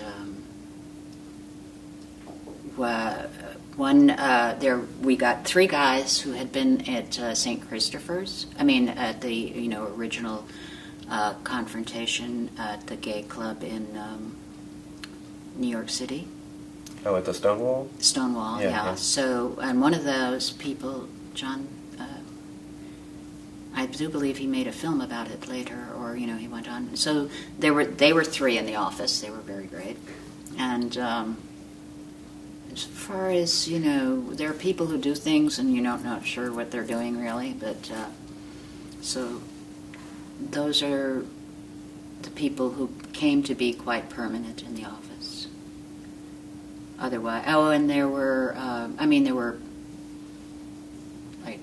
there was one really great, there was, hard to say, people would come and go and come and go.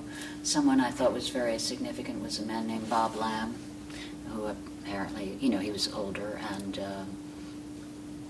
had a history of organizing, and I thought he was very good. But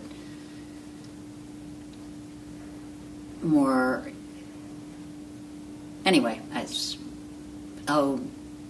there's fundraising activities going on. Yeah, I was going to ask where your funding was coming from. Well, one of the main funders or sources of, we had 2. One was a woman named Jane, and I can't recall her last name, but she was an experienced fundraiser, and she lived in a very nice big building on Massachusetts Avenue, and she had some Hollywood connections, apparently. She was really great. And then there was a guy named Leary. I've looked at his, but anyway, he was married to the heiress of the Lilly Foundation fortune, and so he had a lot of money. But then they had to raise, that wasn't enough, they had to raise money other places, and this was an activity, of course, raising money. But they tried to find big donors where they could, and of course People's Coalition had been involved with raising money for, so that was a big part of it, and I worked with those people, you know. And I was,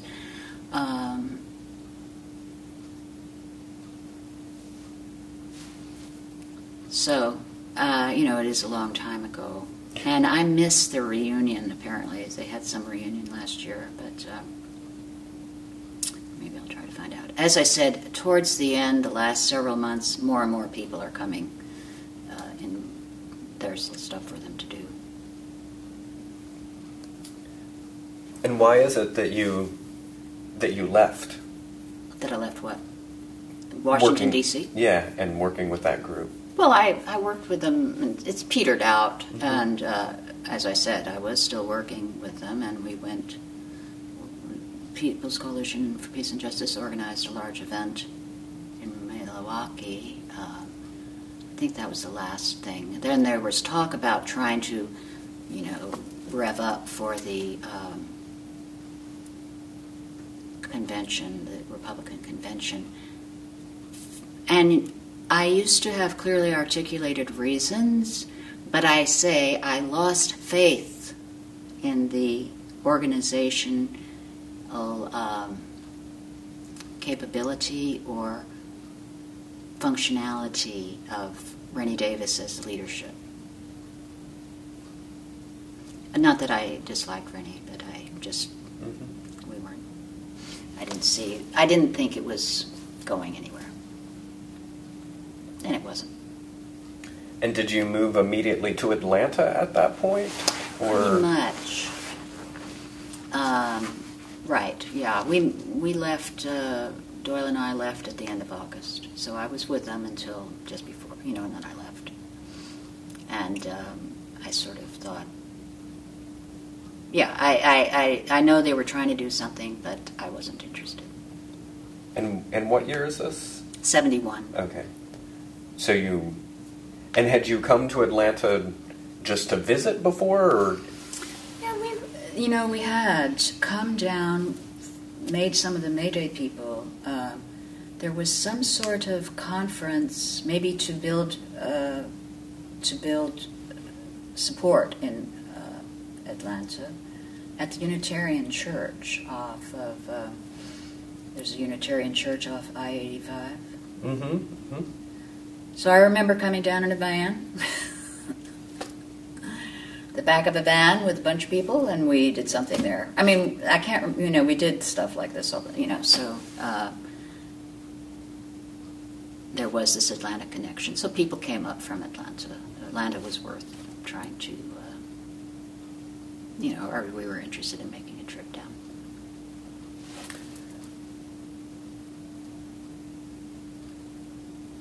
And what sort of compelled you to, when the opportunity to move here, or was the intention when you came that you were moving here permanently or semi-permanently, or was it more open-ended? Well, a lot of heat came down on May Day. You know, people were kidnapped off the street by the FBI, and for whatever reason, and you know, like I felt like I was under observation, and I know I was, so I wasn't being paranoid, and so it's like unpleasant, you know, that's a level of unpleasantness, and when I was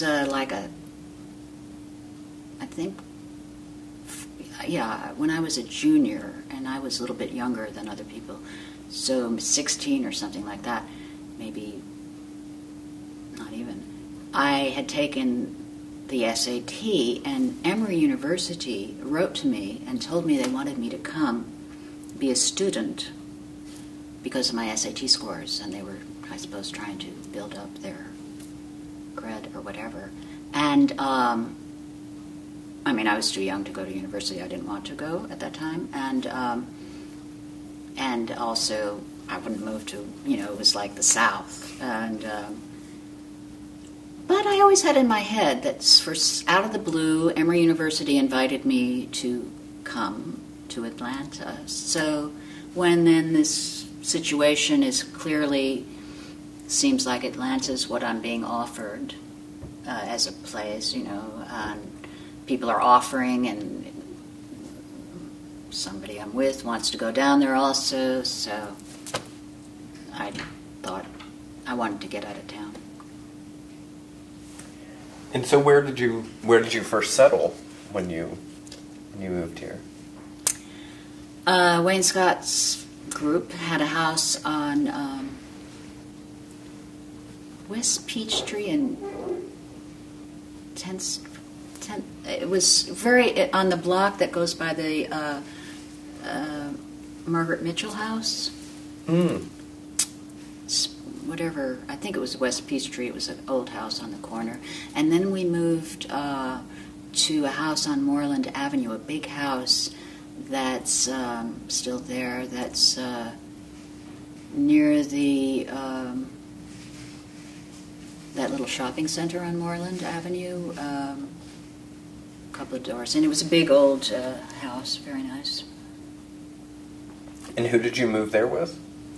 I came down with Doyle Neiman, Mm-hmm. who later worked on the Bird, and then the house had several people in it, like Wayne and Carol and another couple, and Eileen Schroeder, who was pregnant, had a baby, and her friends, which was another couple.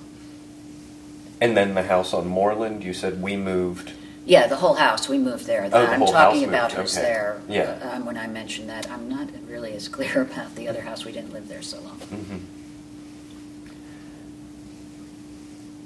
And what did you do when you got here? Did you immediately get a job? Yes. So I had learned how to use an MTST machine, which was like the first word processor IBM made, when I was working at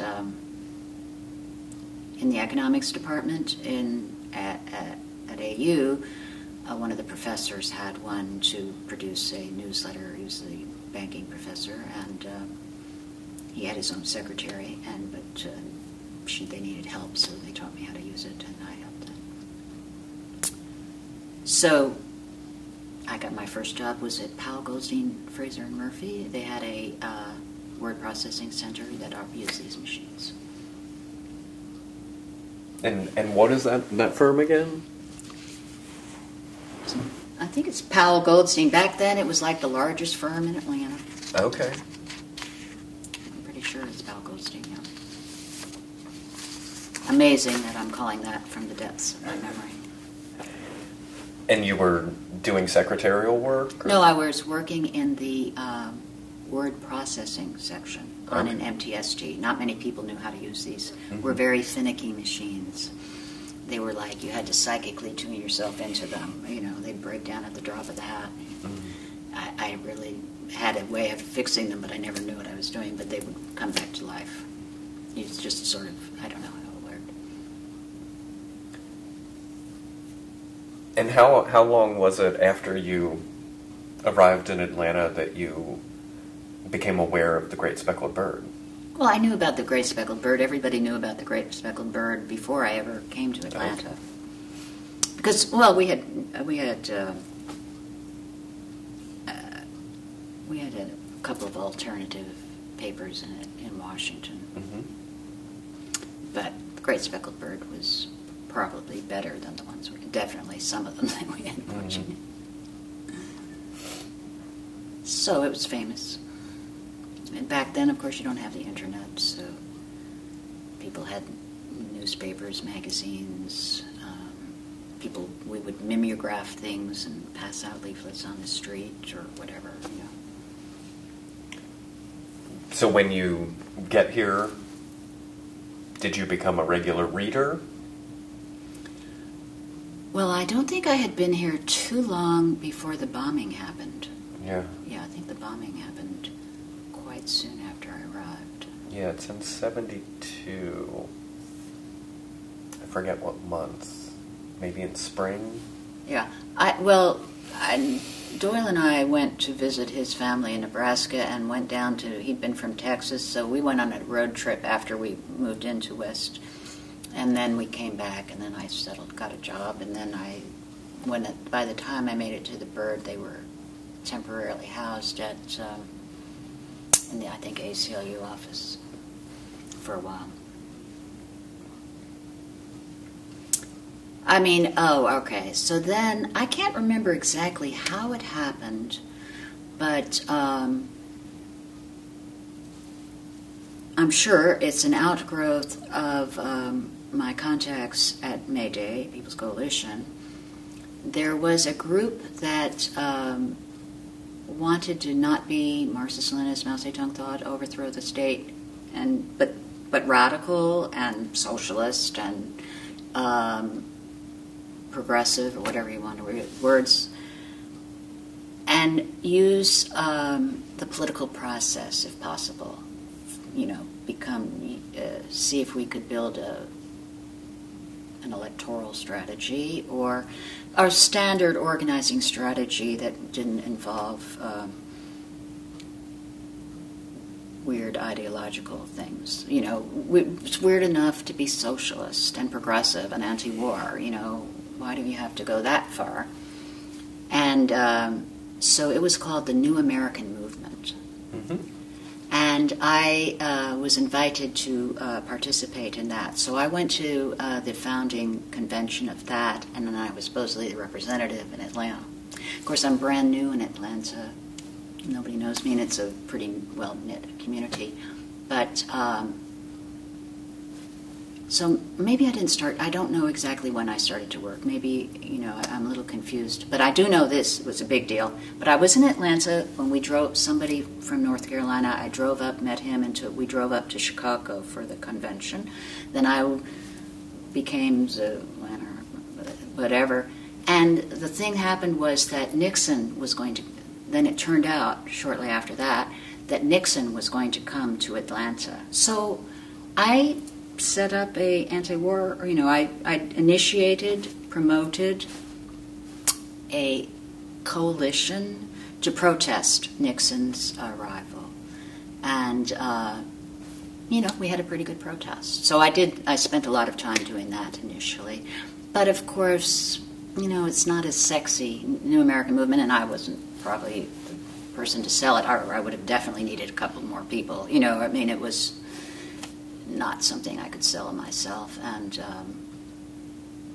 but anyway, that's one way I got to know everybody. And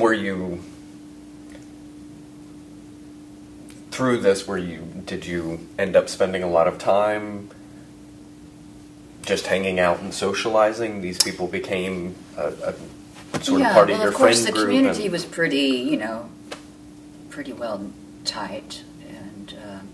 Of course, I got to know these people, and then, I broke up with Doyle, and I got involved with Jean Guerrero. So then I was, definitely connected with the Bird. So, and I ended up marrying Jean Guerrero, and we have a child, a son. So, yeah. I meant to ask, what did you think about Atlanta when you moved here, in comparison, or just what were your impressions? But I'm interested to hear, growing up on Long Island, spending years in D.C., being very involved, and then moving to the southern city. Well, D.C. has aspects of a southern city. Mm-hmm. One thing I did notice pretty quickly is that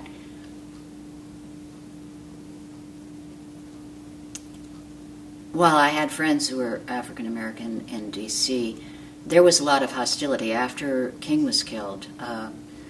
there was a lot of overt, aggressive, verbal hostility towards white people in D.C. I lived in a mixed community, and if I was wearing a nice dress, I was verbally raped when I walked down the street.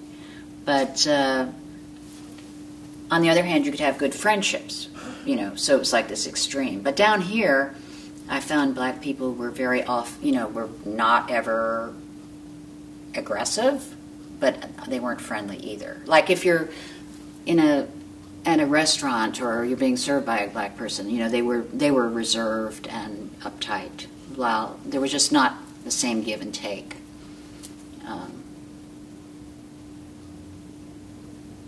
So obviously more oppressed down here. It felt like that. And when I came here, of course, there wasn't a black mayor.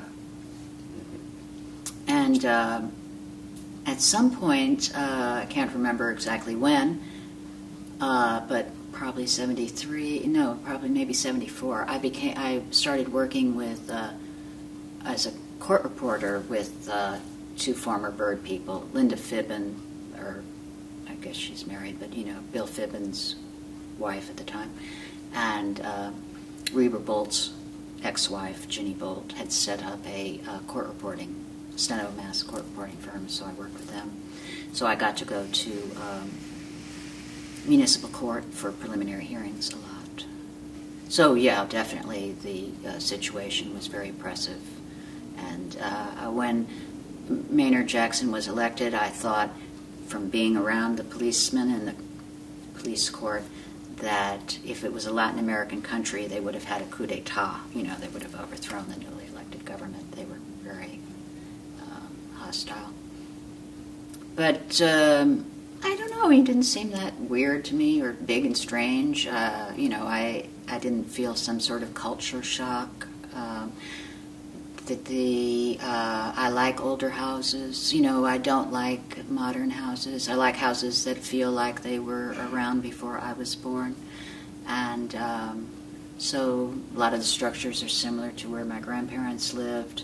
I don't like suburban. I've never liked suburban. I don't want to live in a suburb.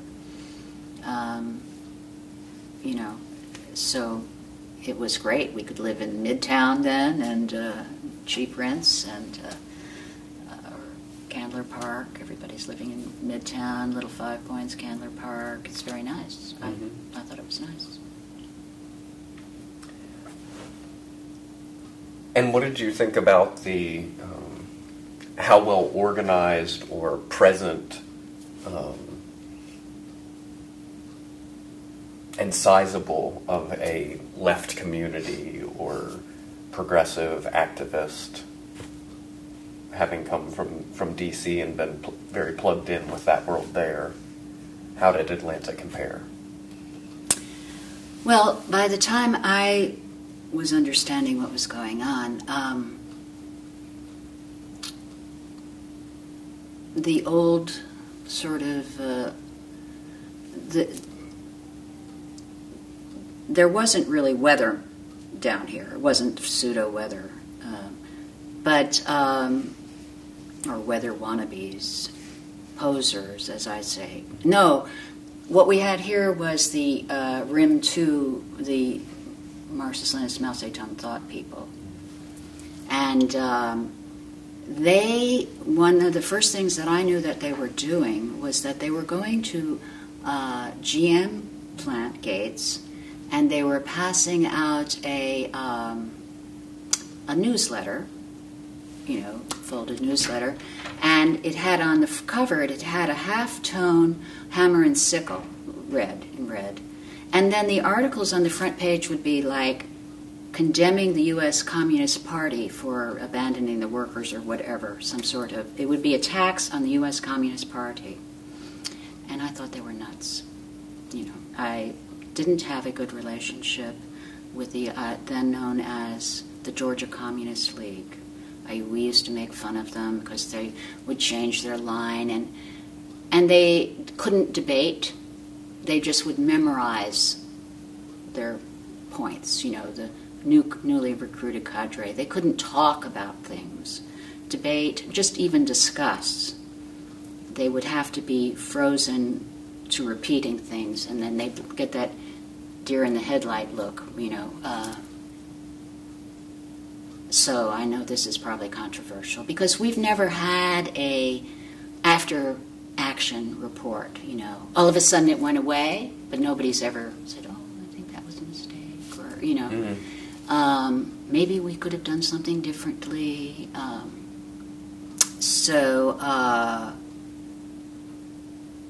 When we were working on this anti-war organization, we were all involved, and we kept politics out of it. I think we were successful at doing that. And but they were quite aggressive, and they were recruiting people, right? And they had a great organizing thing. You could get a trip to China, maybe, a free trip or subsidized trip to China. That's a pretty good recruiting tool. And, if friends of mine joined, then they couldn't talk to me. All of a sudden, I wouldn't see them. We'd be like dear friends. We went to Florida together. We were like buddies. But now they can't talk to me. Because you were part of the New American Movement thing? Well, I wasn't pushing that by then. Just because I was a critique. I had a critique. I was a critic. And I was assigned my own personal representative from the party, or the sub-party, or whatever it was. It wasn't a full... Yes, she actually moved into the unit next to me in the duplex I lived in. And Paula Cohen. And everybody... She told me she was my contact person. I wasn't supposed to talk to anybody else because it was too threatening for them to talk to me.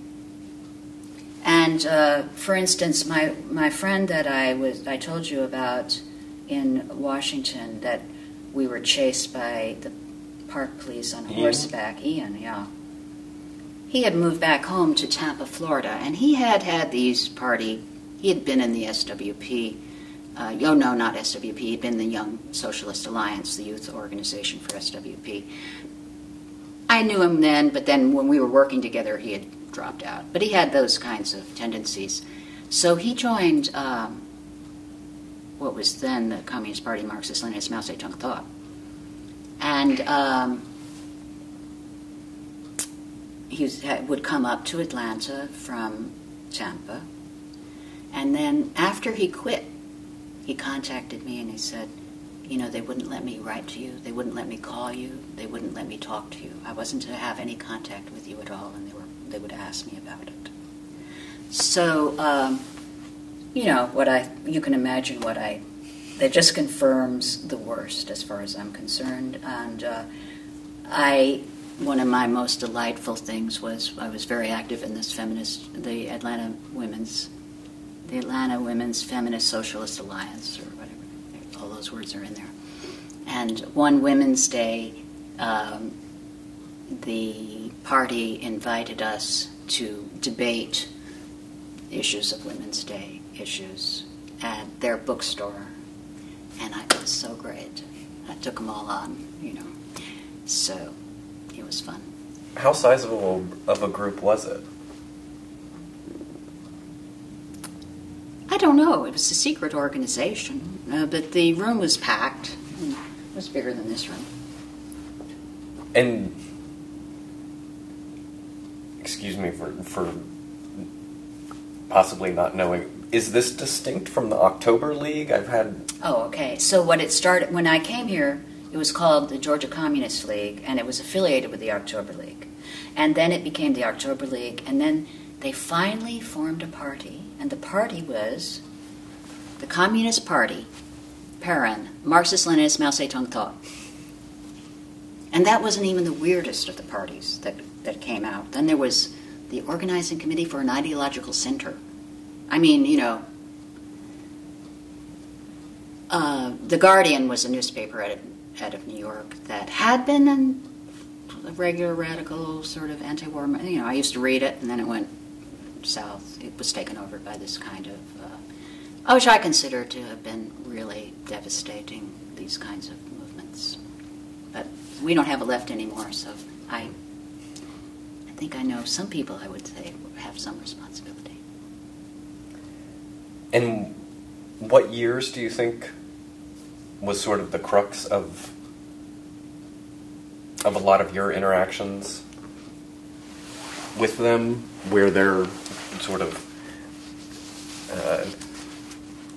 labeling you persona non grata, and this debate at the bookstore is happening? Is this? Oh, that is happening later 70s, and I arrived in 71, and so I didn't start interacting with people that way until 72 probably, and so I was put up to speed, pretty quickly. What's the political situation? It's Georgia Communist League, and there weren't really any other. There were a couple of other Trotskyist formations or parties that are smaller and national and been around for a while, but not significant. The significant thing was that quite a few former leaders of the Bird were either recruited into it directly or very influenced by it, right? So,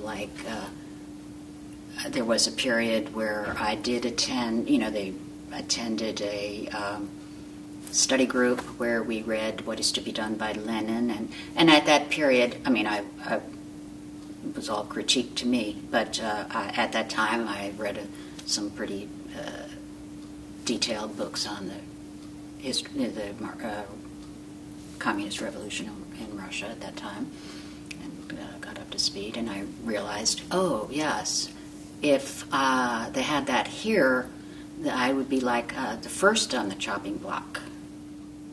And although you were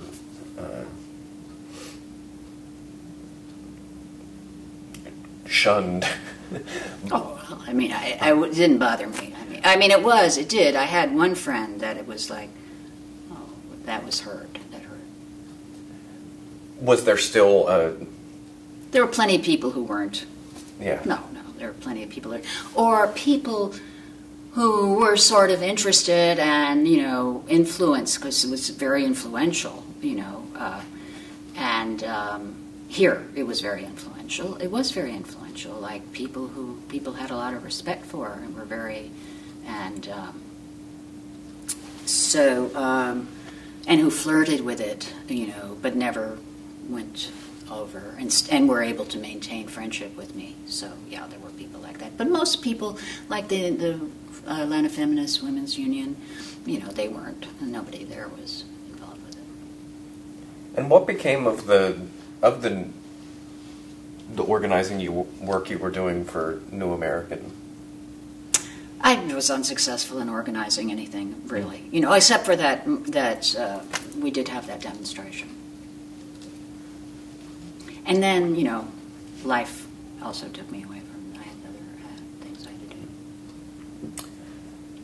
And you mentioned the Atlanta women's movement, Atlanta women's feminist socialist. It was definitely a feminist socialist women's movement or something like that.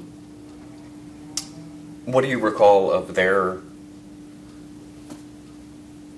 activities? How you got plugged in with them? Where were they meeting? I've spoken with one or two people that had been. I think it's the same organization that had been involved, and there was a house on Alpha House, yeah. Oh, this is the Alpha House. We met at the Alpha House. Okay, so this is the Atlanta Lesbian Feminist Alliance. That's where we met, yeah. That's where we mainly met. Okay. And it was a gay-straight, or Atlanta Women's Feminist Union, or whatever it was called. We were a gay-straight organization. Mm-hmm. And this was a big deal because, for instance, I know in Washington there have been terrible tensions.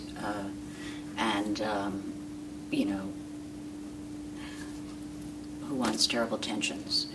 So this was a good organization that way. And, we were frank and, naturally there was some. I was involved before that in here. There were really consciousness-raising groups, different set of people, where we actually did consciousness raising. We read books and talked about the books and practiced, being more assertiveness training of ourselves and stuff like that. So, you know, it really was a grassroots movement I was involved with down here, the women's movement. That was very nice. Now, October League, you know, they opposed the women's rights amendment. You know, they were very conservative. They opposed Vietnam. They were pro-Chinese, so they didn't like Vietnam. You know, I thought everybody's been recruited to this movement because of the Vietnam War, and then they turn on the Vietnamese. But anyway, you know, they were, of course, they converted people who were homosexual. They got them in arranged marriages. They were very conservative because white working class people are conservative, and you want to appeal to them, so you have to have that line. So we weren't like that, so it was definitely. And some of the things that we did that I remember were culturally oriented. And I guess I really wish it had been a big movement, but it wasn't. You know, it was just so against. There was this whole shift in movies happening that time for violence against women, or violence. You know, there was this. I remember performance by Mick Jagger was in, and it was the first time I ever saw sex and a murder taking place simultaneously on the screen, you know, overlapping, you know. And but there were issues of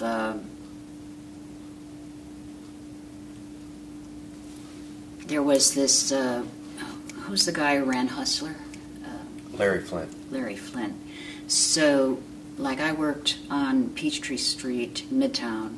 And, you know, to go and get your little sandwich at the corner place, you'd have to walk by, you know, beaver shots in the windows, you know, and it was all strip clubs and just naked pictures as you walk down the block to get your sandwich and come back. And so there was the Fulton County DA, who I'm sure was a reactionary, and then there's this Miss Welcome was the Atlanta DA. She was an African American, and I saw her a lot in preliminary hearings. It came down, they were trying to prosecute and shut down some of these strip clubs and this, you know, pornography right on the street. And that was controversial, and the ACLU was supporting. So we were once at they had Larry Flint come. The ACLU and the liberals organized for Larry Flint to speak. And on one side of the street, our Atlanta Feminist, Socialist Feminist Union was protesting, and the other side, a Baptist church was protesting. So, and then we went in, and they wouldn't let us speak because it was a free speech meeting, so we weren't allowed to speak, of course. And that was fun. And when he started being prosecuted, he sent many people in Atlanta this high-quality color pamphlet, which was supposed to be about the terrors of child abuse, but actually it was like pornographic. You know, it was like these beautiful color pictures of children's wounds. You know, it was really disgusting. So anyway, we did protest. You know, we did stuff like that. Of course, we did other things also. Oh, I'm sorry. We were very involved in the anti-rape movement. I remember we put together a slideshow for education on rape. And then we were part of the coalition that came together to start the first battered women's shelter. Mm. But at that time, you know, there wasn't a sex crimes unit a real sex crimes unit that had women on it, let alone that had women that treated women who had been raped properly in the Atlanta Police Department. And there was a series of rapes that were going on in Grady, and, you know, we were doing work around those kinds of issues. As well as this personal thing of getting to know each other and, you know, creating bonds between straight and gay women. And were the consciousness-raising groups sort of ad hoc put together and hosted at people's houses, or was this something also at Alpha House, or? No, this is definitely the former. It's spontaneous people getting together and, meeting at different people's houses. And how long might a group cohere and? Well, definitely for a year. I don't remember exactly, but of course, there were people involved from the Bird in that, definitely. Who do you recall, or do you recall specific Bird folks that were? Well, Mary Britting was involved. I assume she was in, source. A lot of people worked at the Bird not before I got there, so I don't know. Did Mary work at the Bird? She was always around Bird things. So Ralph Green, she had been married to Ralph Green. Okay, yeah, I haven't You don't know encountered. those names? Mm-mm. Those names haven't come up. I don't know. But Pam Benvenue, Terry Weber, Pam Benvenue, Pam, did you know those names? Mm-mm. Pam Benvenue definitely worked at the Bird. Okay. I don't think Teddy was in that group. Then there were people, maybe they didn't work at the Bird, Susie, and there were various people, but I'm sure Pam worked at the Bird. And I always thought of Mary as a Bird person, but I wasn't. I thought she was there before me. So many people worked there before I came, so. And were there Alpha folks? No, this is before Alpha. Okay. I mean, not before Alpha, before the Atlanta Feminist Women's Union. I'm sure some people had been involved in similar groups, but that's a later organization. And what was the relationship between the Atlanta Feminist Socialist Women's Union and Alpha? Well, of course, the lesbian members were members of Alpha, and so they had a good connection for reserving the room. And it was a nice space. And was Alpha on McClendon Avenue at the time? Yes, it was. And to jump to the Bird specifically, when would you say that you became actively involved with the newspaper?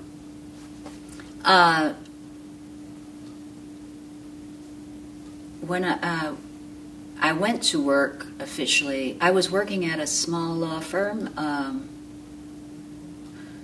Gore Beecham and Hawes, and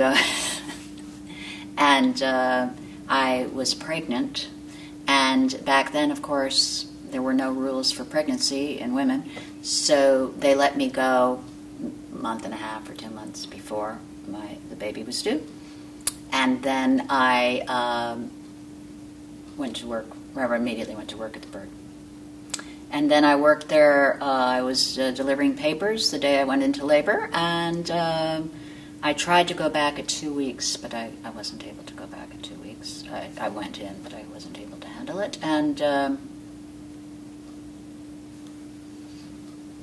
I don't know if I went. But then the law firm hired me back, and I worked at night. I was able to bring my baby to work from 5 o'clock till 11 or something, because they had gotten another kind of. They had just gotten their first word processing machines when I was working during the day, and again, I know how to work these machines, so they hired me back. So I worked there until he was like 10 months old, and it was a little awkward. And then I went to work at the Bird. I went back to the Bird. And what roles did you play working at the Bird? I was definitely a typesetter. That's, was my main job. I had a delivery route the first time. I'm sure I did some layout and maybe edited, and I wrote some articles. I don't have a clear memory. I know my job that I had to, absolutely had to do was the typesetting. Mm-hmm. And that was on the IBM It was like a big Selectric, but it, was able to have adjustable fonts. Mm. And was that similar to the word processors that you had used? No, word processors are like little computer things. They record onto tape, some sort of magnetic tape or later disc. The first ones were actually wide tape, and then MTSTs when they came out. Wangs, I think they were on like cassette tapes. Mm-hmm. So they'd have two tapes transferred from there. So a little bit different. Mm-hmm. The really, it was like a big Selectric, but it was more complicated than Selectrics. Mm-hmm. So it was more complicated than a Selectric, and that in order so that it could. And I don't remember how it was complicated, but it was more complicated, but not that complicated. How was it that you gravitated to that role, or because were I'm slotted an excellent to it? typist. That's what I've mainly done for a living. Mm. When you're a court reporter, you type up your notes. And had you gained that experience? Had you taken typing in high school, or? I took a typing course in high school. That's how I got my clerk typist job at AFSCME, and so I learned how to type better working. Mm-hmm. I did my best to become a skilled typist. I was a highly skilled typist. I think that's not the most important skill these days, but back in the day, you could make some money at it. Yeah. A little bit.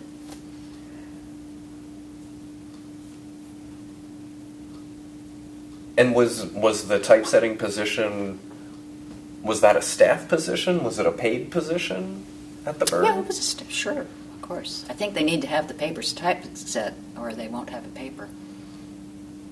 Yeah, no, it was a paid position. Mm-hmm. Not much. Yeah, how much do you think a week? I don't know, $40. I don't know, nothing. But back then, $40 went a long ways. Mm-hmm. Mm-hmm. My rent was $80 or less. And where were you living by this time? Because you were pregnant when you went onto the staff at the Bird, correct? Mm-hmm. And so, were you living with Jean? Mm-hmm. Yeah. And where did you guys live?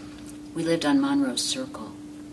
And there were many birdies, and a lot of people lived. So Monroe Circle goes around, and then Seal Place comes in, and like Bill Fibbin, and then Benvenues, and Rick Brown, and Jean, and Susan Thrasher, and then it goes over to St. Charles, and Teddy, and was in Vales, were in a whole house with other people from CC, who were in the movement, and I don't know if any of them worked at the Bird, but, people, movement people. Mm-hmm. And is this is 1972 by this point? No, that I went to work at the Bird was 73. 73, okay. Had you been involved in a more informal capacity before that, or just friendly? I probably had, I think. But it was a very integrated community, and, I don't know that I had certainly been to the Bird. I'd probably done. Oh, I used to sell birds, of course. Not for money, but, I would sell birds. Mm-hmm. I just to sell them. It was fun. And what was the organizing structure at this point? Because I know in the early years, they had rotating editor positions, and they would have like the managing editor and maybe international affairs editor, advertising editor, all these different positions, and they would rotate about like every 8 weeks. But I know at some point it changed. No, they weren't doing that. So what was the organizational structure while you were there? You know, I mean, somebody was supposed to be doing news, and somebody's doing culture, and there's a photographer, and there's the layout person, and the whole delivery and mailing. You know where we helped out with that, of course, and I'm sure there's somebody in charge. I don't remember who it was at that time. Just those types of functionalities. There was a business person. Somebody selling ads. You know, there's the person who's selling ads. And somebody's taking care of the books. I don't remember who it is. And did they have staff meetings, layout meetings, collective meetings? We had staff meetings, and I mean, a lot of people worked on the layout. It was, you know, not just one or two people's responsibility, but somebody's in charge of the layout, and it's their responsibility to make sure it gets done. Yeah, we had meetings. We did. What do you recall of the tenor of those meetings? Well, I thought things were going quite well until all of a sudden they weren't. I was there during the, crisis in our. Did you know about that one, right? When Rick Brown and Lisa decided they wanted to take over the bird. I do remember that meeting. Tell me about what you recall. That was a significant meeting. Tell me about what you recall of this meeting, and when you might place it in time. I have no idea what time of year it was. I'm sorry, I don't remember. But like 1973 again? Oh, no, it's probably 74. Okay. It's definitely 74, okay. I'm sure. I feel confident, as much as I'm confident of dates back then. And, I knew Rick and Susan quite well. They lived around the corner. They had a boy a couple of years older, and they were just a few steps away, and they also served as a house where they would have a party every Saturday night, or just, you could go there and people talked and had some tequila, I often went there. I knew both of them quite well, I thought, and I knew Susan, and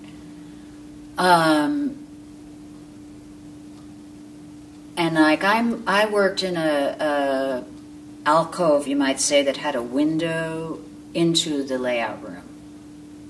So I could see the layout room while I'm at the typesetting thing. Because where is the house? It's on Juniper. Okay. And Rick and Lisa used to fight like cats and dogs, in the layout room or, in the building. They would have screaming fights. And then they'd go off together and eat lunch. They usually ate lunch together. And what were their roles at the paper?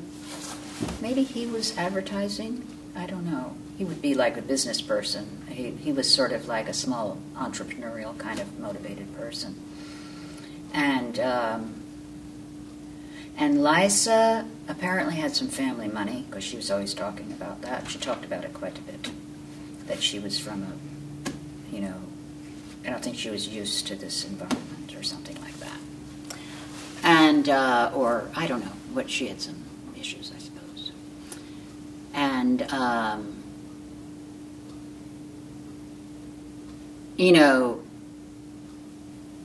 it had occurred to me that maybe something was going on before, that maybe there was more to their relationship than met the eye. Before we had the meeting, right? And just, they laid out that they thought that, maybe he was the business manager, because, of course, the whole thing was he had a business model that would work for the bird, and we weren't working the way we were going. And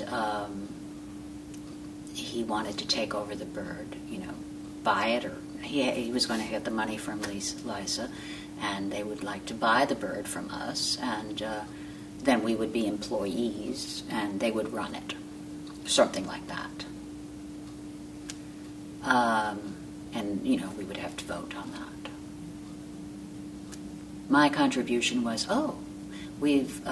We we've nurtured vipers at the breast. That was, I remember I said that.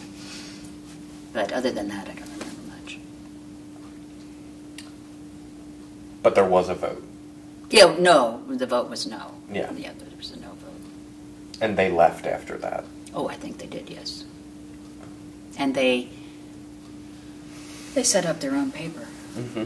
They did have the money for that, and maybe they went into business a little bit with. They might have gotten some backing from that man whose name I keep forgetting, who was the hustler guy. Oh, Larry Fulton. I think they got some money from him. I could be wrong. That's just a dim memory. And were you, pardon if I wasn't following, were you intimating that they also were in a romantic relationship? Oh, they were in a romantic relationship, yeah. And did he end up getting divorced from Susan? Yeah. Okay. And she remarried. I think she had a happy remarriage. And what do you recall of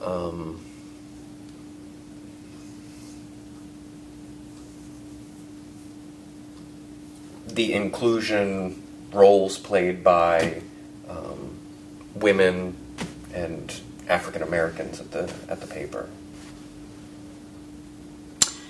Well, I don't remember African Americans at the paper. Maybe there was. I mean, I don't know. There wasn't on anyone on staff, to my remembrance, when I was there. Mm-hmm. Women, it was rough. This is an early stage of the women's movement. Most of the men were way pre-women's movement, right? Some, like, Doyle, I think, had good intentions. People,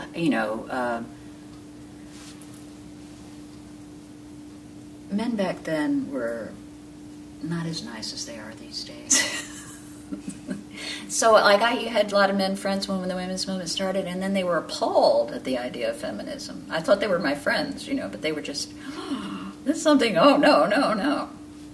And I had a friend, a dear friend, somebody who's a dear friend of mine, and I had Rick Brown had been in the business of buying old AT&T telephone trucks, vans, and then he sold them. So Gene and I had matching telephone vans. He had a Dodge, I had a Ford. But anyway, years later, I sold the van to a friend, but I sold it to him like, I will sell it to you when you get the money. So he hadn't gotten the money yet. And I had a flat tire, and not far from where he was, and I tried to take the tire off. I couldn't get the tire off the darn Dodge van. And so I went over to get his help. And then as he was trying to get the tire off, I remembered Charlie Cushing, the auto expert, had told me that there was a weird thing about Dodge vans. One side of the van, you turn the lug nut the way you would normally. But the other side, you turn it the reverse. And as he was doing it, I remembered, oh yeah, Charlie said blah, blah. And he wouldn't do it. I begged him to do it. He wouldn't do it. I said, let me. It's my wrench. Let me do it. He wouldn't let me. Because I couldn't possibly know what he was talking about. It's a car, and he didn't know it, so how could I possibly know it? He had to call Charlie and hear it from Charlie before we could fix the van. We had to go home. That's just the way guys were. And plus, there was this whole sex thing with the Bird, wasn't there, from the beginning? It relied on sexual ads or whatever, before my time, It was heavily reliant on some pornographic aspects, right? And this was something guys liked, Playboy and pornography, and they saw this as freedom of some sort, and free prostitution, this whole sex trade and whatever. It was something they felt liberated by. And, that had been a struggle at the Bird to get them to stop doing that. Mm-hmm. And, but, I don't think they were convinced about feminism or these kinds of cultural issues at that time. But when I was there, I thought the staff was quite nice. I thought we got along. I didn't think we had, there was nobody with strong ideological positions. We were all sort of on the same, train. The staff that I remember being there, and I always liked Rick, and I didn't know Liza that well, so I didn't have any problem really with them on those grounds.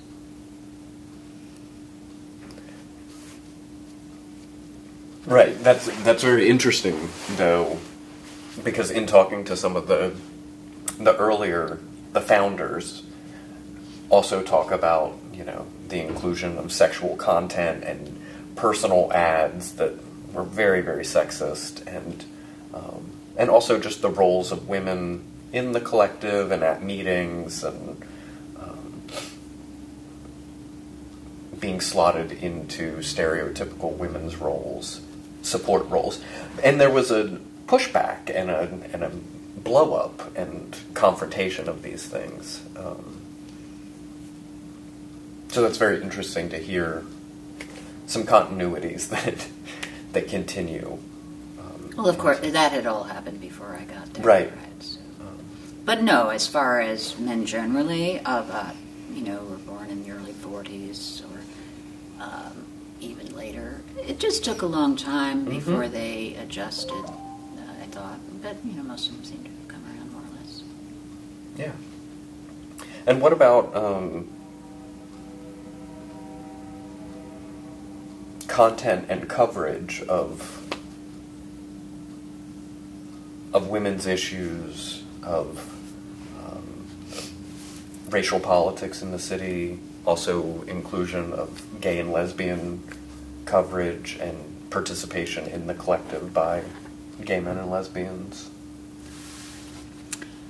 Well, offhand, I can't remember any gay men or lesbians being on staff when we were there. I knew there had been some conflicts with people in the past, but there was certainly, we tried to cover African American affairs and politics in the paper. I think that was a particular focus.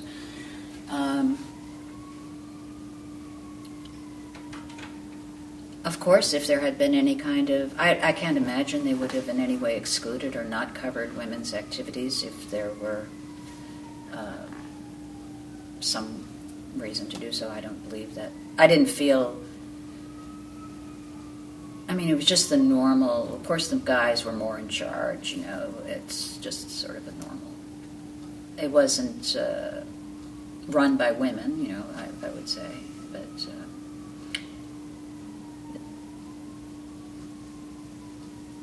as I said, it's an early stage of the feminist movement, so I didn't feel it was too oppressive, And I look at people, the people were nice enough. I, had more or less relationships with them, and I liked them all, and I didn't feel that it was a bad atmosphere.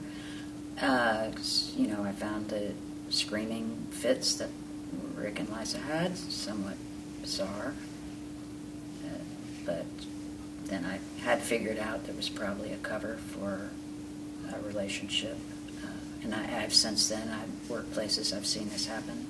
And I'm glad I saw it there, because when it happens in another workplace and you see the man who's sort of in the superior position being yelled at by the woman in the lower position, you can say, well, maybe there's something going on there. Maybe that's some other dynamic in the relationship. It seems to have worked. I've noticed it a couple of times since. Excuse me one second. Tracy, I just noticed that our audio recorder, the light has gone off. Okay. So I think what I can get them to do is pull a WAV file from the video file, and I will just ask them to do that for this one interview. I'm sorry, I wasn't prepared. No, it's fine. I just wanted to alert you that... It's just easier when we create our own audio file, but I'm pretty sure they can help us out for this one interview. So. Okay. What is this thing down there? This is the sort of battery pack and controller for this little microphone. I see.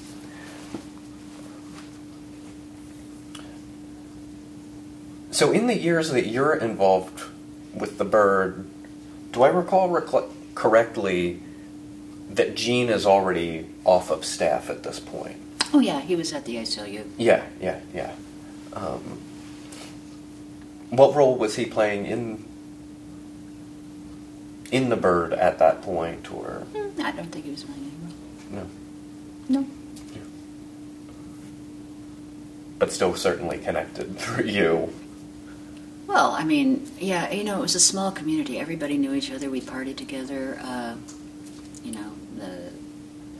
The coffins often had parties, whatever. So, it was larger. It was and there were all these people who had some connection to the bird. So it's hard for me to know who was actually on staff and who wasn't. Seems like so many people that we knew had some connection with the bird. And since I was coming in late, I didn't always know.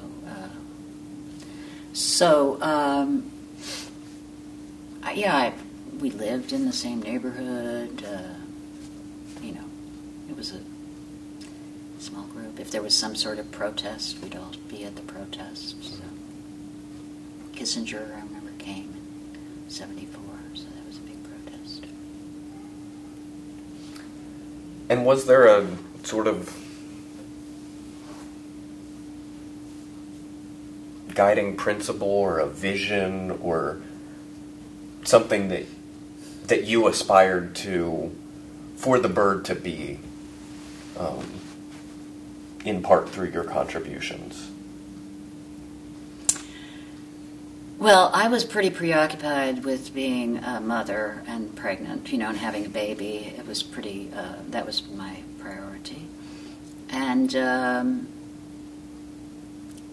I thought that it did, what I appreciated a lot about the bird was doing,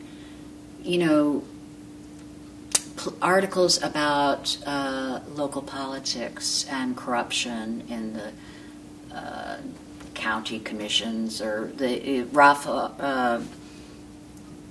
Michael Raffoff. Mike Raffoff. Right. I always really admired his work. He did investigative reporting and covering African American situations and that of injustice that might or may, would occur, and covering this news that wasn't available on TV or in the Journal-Constitution. Sometimes some of the articles would be about something covered in the Journal-Constitution, but had been covered only a little bit or in a biased way. Just another voice. So that's what I thought about the bird, I guess. Are there any particular issues or news stories, series of stories that are most memorable to you? As I said, I thought that Michael Raffoff's work was something I really appreciated a lot. I thought it was a unique contribution. But I'm sure, it's been a long time. Oh, the DOT, that was a big thing, was wanting to tear down more neighborhoods. That was a big issue, wasn't it? Just, of course, getting, integrating the police department and the courts, which was a big deal, right? But I experienced that in work, But the DOT, I remember, wasn't that a big issue? Yeah. And of course, police killings, because they were still going on. And in fact, a 15-year-old boy was shot on Monroe Circle to death by the cops. I guess he'd been selling grass at Piedmont Park, and they chased him over there.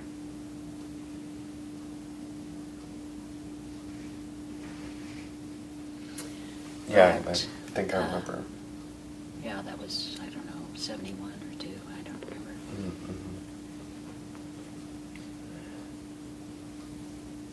And what do you recall of the sort of surrounding neighborhood of the Byrd offices, and who was occupying that part of town, living there? Oh, well, it seemed you never saw anybody around. I mean, sometimes I would take the bus. There'd never be anybody around. You know, I never saw anybody at the houses, the buildings that were near us. They were sort of in the business. I think they were probably all torn down eventually. And it was very close to the commercial district, right? So I knew the commercial district quite well. And later, you know, worked right off Peachtree. But, I mean, met the court reporting office was, I told you, you walk down Peachtree. It was just set back a little bit. But there had been all that stuff at, you know, the Strip had been the center of the crisis counseling center and all of that stuff, somewhat hot scene. But that, I think, was pretty much dissipating by the time I got to town, although the people in my house had been involved in that deeply. They had been worked at the crisis center, volunteered as counselors or whatever, and had been, you know, really into the hippie scene in Wayne's house. Wayne Scott was from the hippie side, so I heard about it, but I wasn't involved with it. And as you recall, that was well in decline. When I arrived and when I was living on Monroe Circle at the beginning, certainly they still would be big. I felt it was in decline. I didn't go over there, but there was a big. I think they were still selling. You know, be a big congregation of people selling drugs in Piedmont Park for a while. But somehow it got cleaned up at some point. And what did you do? If this even existed in your life, what did you do in your downtime for fun, socializing? Well, what did we do? I mean, we got together and talked, drank a little bit, danced, whatever. Had parties, go out to eat. Well, this was a nice thing we did. I'm sorry this didn't continue longer. We had eating co-ops. So you've heard about this, maybe? Somebody's talked about the eating co-ops. So that was nice. You know, I was working and either at the Byrd or at a law office downtown, and it was handy, and you could get together with people. That was nice. And these would rotate, like weekly, different people would host, or? No, every night somebody different cooked. Every night, you know, we did it 4 nights a week usually, say 4 nights a week, and every day a different person cooked, and you usually had enough for like 2 weeks, enough, maybe 8 people in the group, so you only had to cook once every 2 weeks. So that was very nice. Did folks also do sort of swapping childcare? Well, I was not too much, but when my kid was quite young, I did have a limited arrangement in the morning with a woman who had worked with, who was working with one of the religious peace groups, concerned laity. So she had a child around the same age, and we would alternate, you know, taking at least once a week. I don't remember how frequently. But not really, no. It wasn't much swapping. And in the years that you're working at the Byrd, are you still involved with other social movement scenes? How active is the anti-war movement still? Well, I think our last big activity was when Kissinger came, which I think 74, 75. I think that was the last major anti-war thing. so this feminist movement. And then I became highly involved with Neil Herring. Have you talked to Neil Herring? Mm-hmm. So Neil Herring, he got on to Georgia Power in the 70s. And so Rate Watch, I think, or something like that. He had this Rate Watch organization, and he had a little... And he did some very interesting research on so I was involved in that in a peripheral way, not a major way. That's not me, is it? Me? Yeah, I think so. Should I turn it off? I think I will. Oh no, there it goes. I should have dimmed it. Yeah, no worries. I'd have it. That's like the first call I've got, and it's a SIM card. Not many people have that number. Right. But then, so towards the end of the 70s, the anti-nuclear movement became more prominent, and they were organizing protests at Savannah River. So I went up to those as first of those, and I've been arrested several times up there. Then that became Georgians Against Nuclear Energy. I was very, very involved with Georgians Against Nuclear Energy. So I want to follow that. When was it that you left the Bird, and why did you end up leaving? Well, I really needed to earn more money, so I took a job at a law firm. And when was that? I couldn't tell you. I mean, I wasn't there that long. But maybe I did some other things. Maybe I kept doing some things. I can't. I'm sure I was doing things, but I don't really remember. Things like that wasn't the most significant of things that I would do. But. And so when you left, you went and were hired back at the law firm that you had? I had been hired back at that law firm for doing work at night until Nathan was 10 months old. And then, I went to another law firm. And were with them for a while and then the court reporting? Probably, yeah. It is getting confusing. You're right. I'm sure that's right. I went to, I'm sure I had a law firm job, and I think I was an introvert, I think. And I had to leave there because of sexual harassment. That was a serious case of sexual harassment. I got out of it. I was, that's why I left. But then I went to work with Metro Core Reporting, I guess. The name of the company was Metro Core Reporting. Okay. And the sexual harassment was there, did you just walk away from the job, or? Yeah, no, I don't want to do that. I mean, they didn't force me, but it was like heavy enough. And for how many years did you do court reporting? Several. I don't know, 4 or 5, I'm not sure.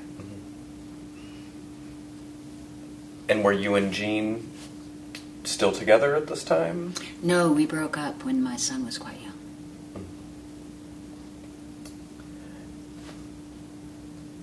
And tell me about what's the organization? Georgians Against Nuclear Energy, okay, or GAIN. Mm-hmm.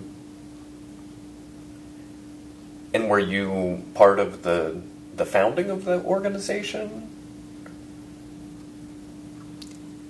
If I wasn't, I was there very soon.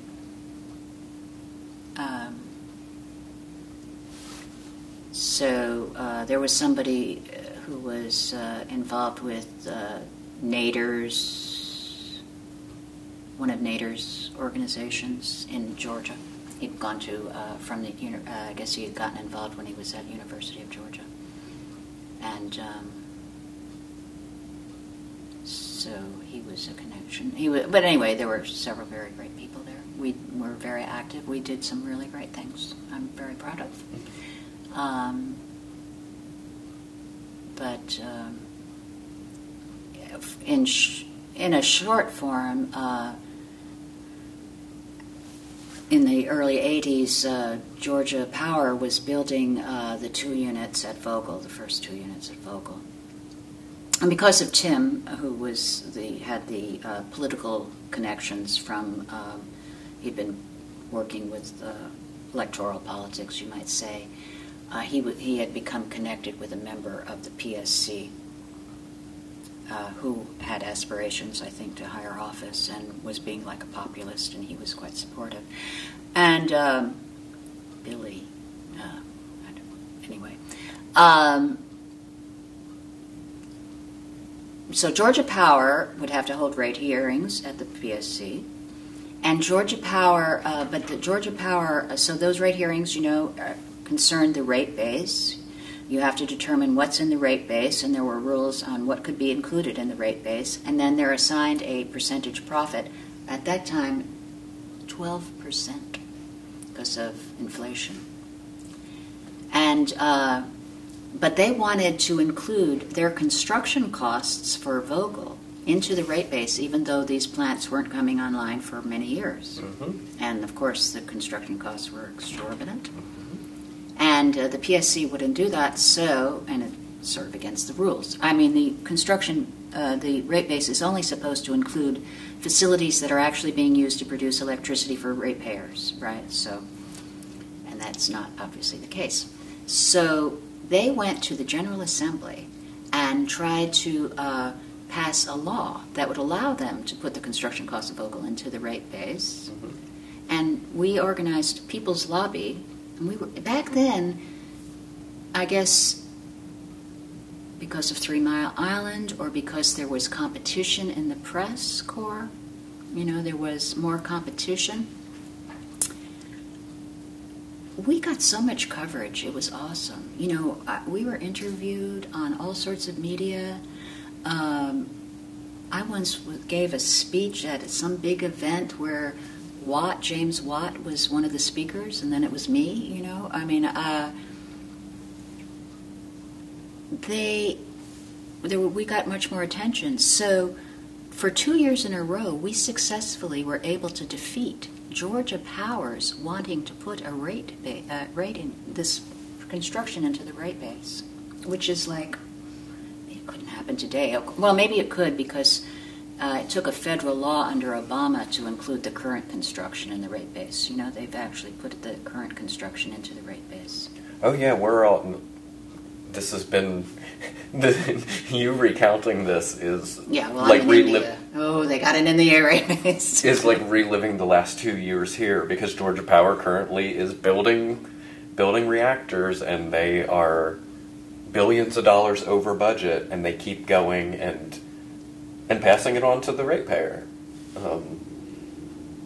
and keep getting revised agreements and exemptions and yeah. Right. Well, anyway, we were remarkably successful. Mm-hmm. I will say that Zell Miller was our friend,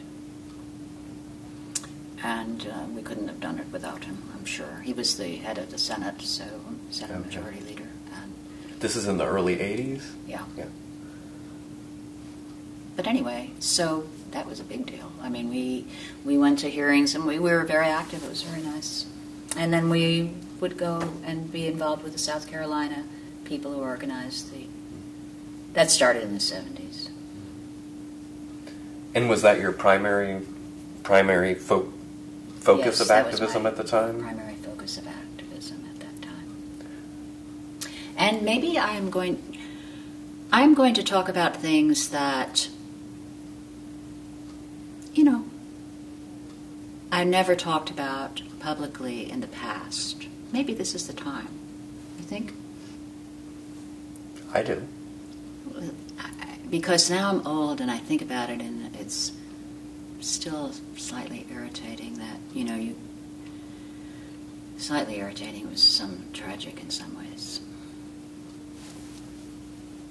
So we had different people, but at some point, myself and another woman named Janet Lowe became the co-chairs of GAIN. It was a really nice organization.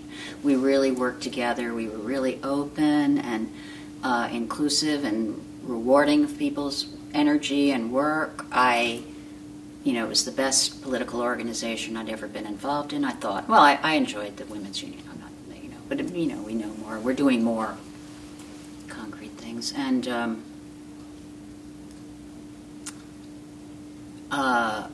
so after having had these 2 wins and also being successful in various appearances, smaller hearings at the PSC, and having support, to some degree, and there was a big rate hearing coming up on a Monday, right?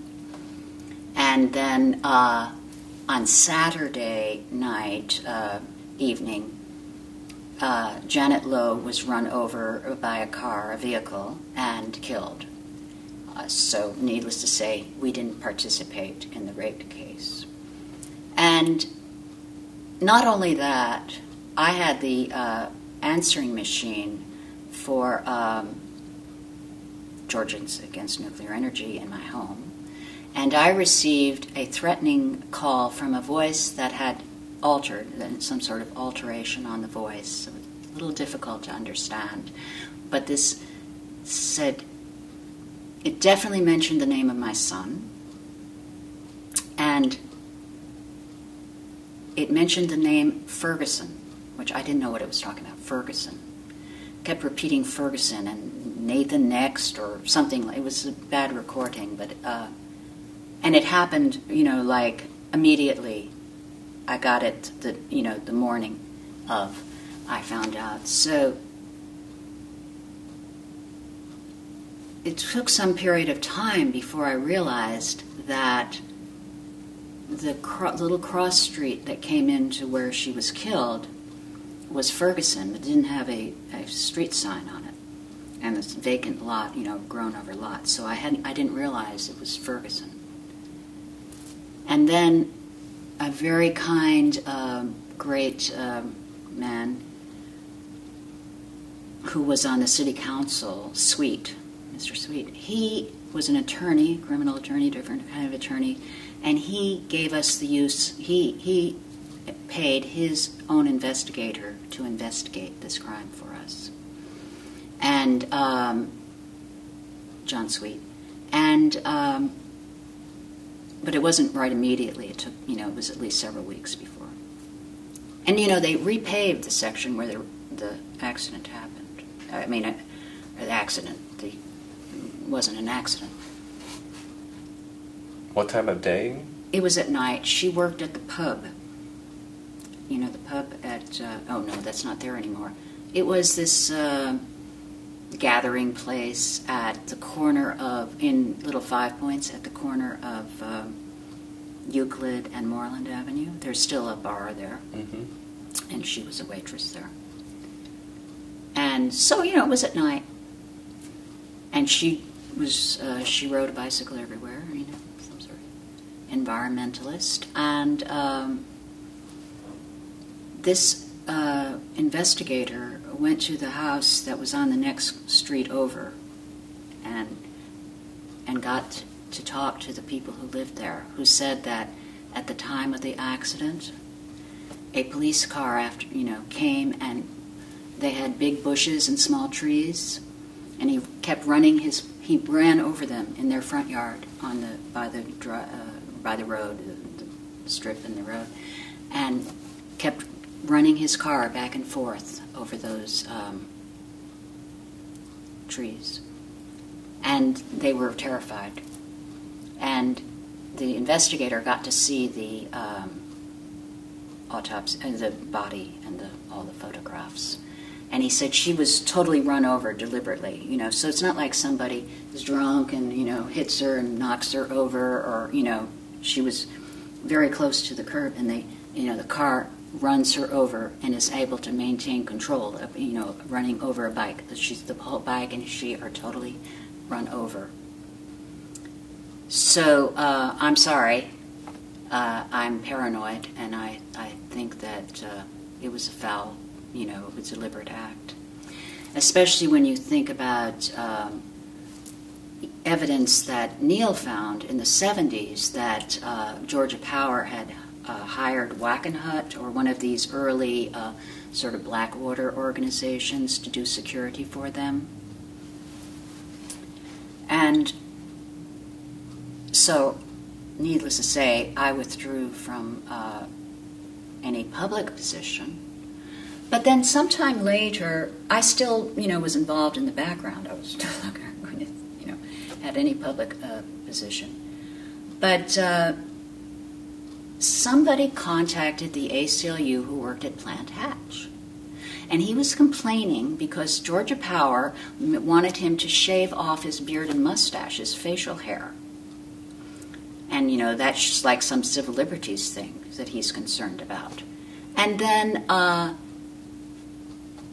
why? Why do they want you to... Oh, because I have to wear a respiration gear. And where do you work? Oh, I work on the turbine decks. So there's some serious radiation leak going on outside of the containment. Not that it's their boiling water reactors, so they're sort of loosey-goosey with their containment, but, there's some radiological incident going on if you have to wear radioactive protection gear on the turbine decks. So I had often gone to the NRC and done research there. I knew the PR guy very well. I've been there many times. And he was a retired naval intelligence officer. And I went in there and I looked through all of the radiation reports, the incident reports. They should have had a report on that.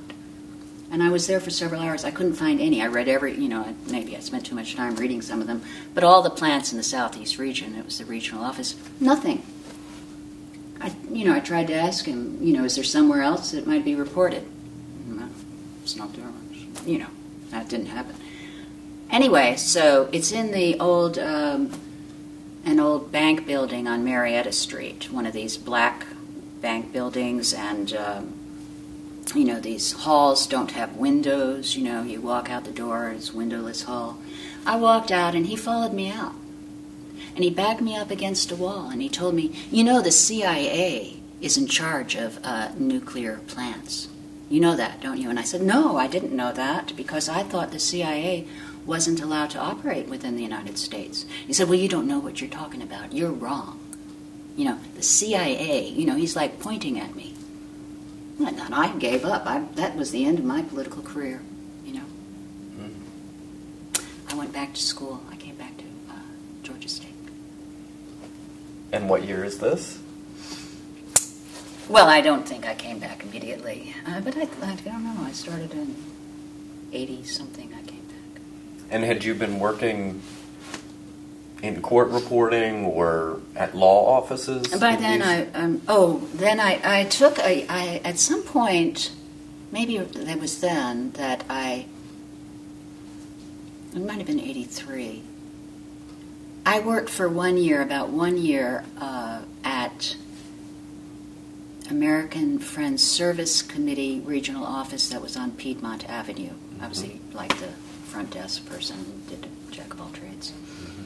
And I worked there for a bit over a year until they hired a new director who was...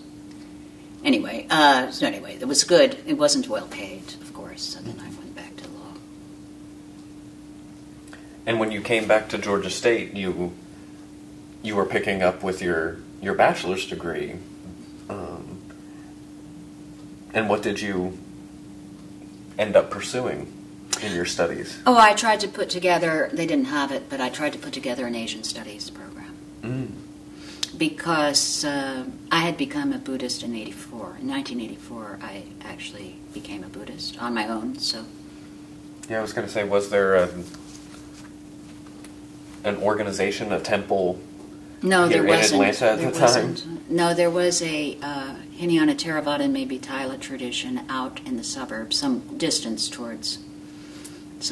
east, but I never went there. And I was not Theravadan tradition, I was Mahayana, so I had to wait until a Zen center showed up.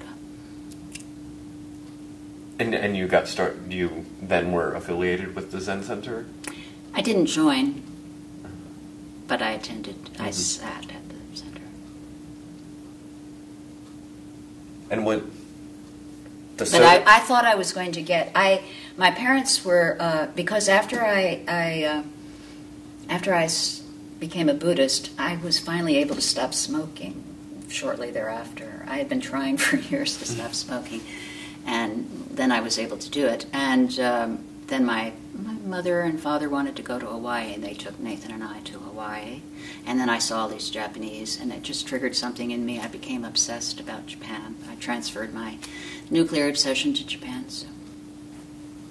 And did you have full custody or primary custody of Nathan throughout? I had, yeah. We didn't have split shared custody. It was earlier then, but I didn't want shared custody. And so you come back to Georgia State and are cobbling together an Asian studies. In the history department. I did it through the history department. Okay, so... And I took Japanese here, but unfortunately at that time, only 1 year available. Mm-hmm. And there was anywhere else in the metro area that you could study. So did you primarily work with Doug Reynolds? Well, I certainly took many courses from Doug Reynolds and Dr. Lashy. And, but then I also worked with, who was, like for my thesis type things, a younger professor, begins with a G, maybe? I don't remember. But I mean, I can see him, but I don't remember the name. Did he do Asian studies? No, not particularly. I took at least one course at Emory, and I think it was just Emory in here. But I took every Asian, West Asian, South Asian, Asian course, and I minored in information science. Oh. So that was my. And you completed your degree, your thesis here. Around what year? I graduated in 91. Okay. Then I came to law school here a couple of years later at night. I didn't finish that. Part-time, because my father became very ill. I mean, that was a major reason. I couldn't, working full-time and doing that had to go on. Was your father still living in California? Yes, that made it difficult. I did bring him here in 98 when he was living with his sister. My parents, there's a happy ending. They got divorced when my father was 70. Well, my mother was around 70. No. Yeah, 70. They got divorced at 70, so you're never too old to be happy. So he fortunately had an older sister who lived in Ventura. He went to live with her. And did your mom stay in California? Oh, yes, they loved California, yeah. She was in San Diego County. My father and she had moved down there. And what did you do throughout the 1990s after you finished your schooling? And did you continue on in legal work? Did you use your information science or history? So 96 we had the wonderful Olympics here, right? Mm-hmm. And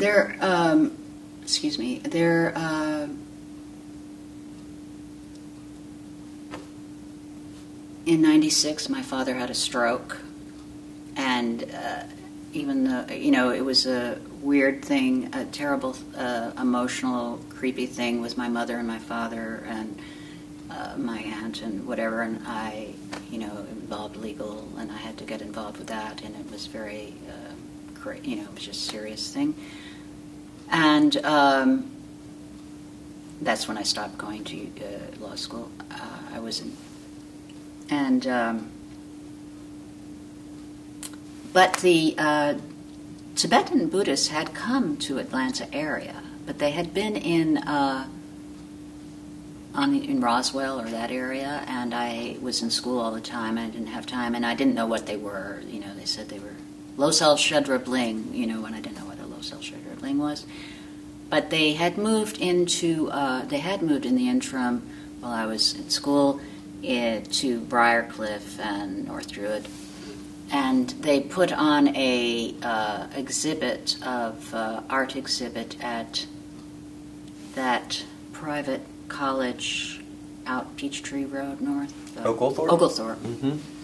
And so I attended that, and they did a sand mandala, a big sand mandala, and then I went to that a lot, and then they had a dissolution ceremony, and I had been a little bit upset about my family situation. It was very depressing to me. It was just tragic in a way, in a very sad way. So, not depressed, but something unpleasant feeling that I was carrying around. And when they throw the sand out into the lake from the mandala, I felt like somebody had scrubbed my mind stream bright and shiny, like chrome or something. I felt, it just like I hadn't done it. I had tried to meditate and sing or be quiet, whatever, but I felt like it had been done to me. It was just really nice. So of course I started going to the center. There was a particular High Lama here at that time teaching for 9 months. And he taught all the time, so I sort of got Buddhism, Tibetan Buddhism from A to Z to some degree, and then my father died in '98, and I inherited a little bit of money, and I went to work for the center. And Nathan, by this point, had already graduated? He graduated from high school in '91. Oh, okay. I think I graduated in the end of December of '91. Mm-hmm. And he graduated, of course, in June. He had gone, off to university in Massachusetts. Mm. And prior to being involved with the Tibetan Buddhists, you had been in the Zen tradition. Was that the Soto Zen Center? I attended the Soto Zen Center and sat there. I Mm-hmm. had been reading a lot about Buddhism before I became a Buddhist, Mm-hmm. and I never became a Soto Zen Buddhist because philosophy is a big deal in Buddhism. So I didn't. And when so the philosophy that is of the Tibetan tradition is what. I didn't realize it was Tibetan tradition, but when I was reading that's part of how I became convinced. And and actually I had developed a strong attachment to His Holiness the Dalai Lama before I ever went to the Tibetan Center.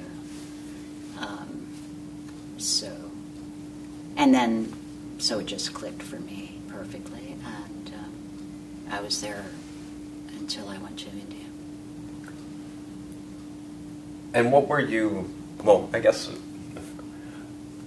my first question is, where are you living in all of these years from the mid-'70s until you moved to India?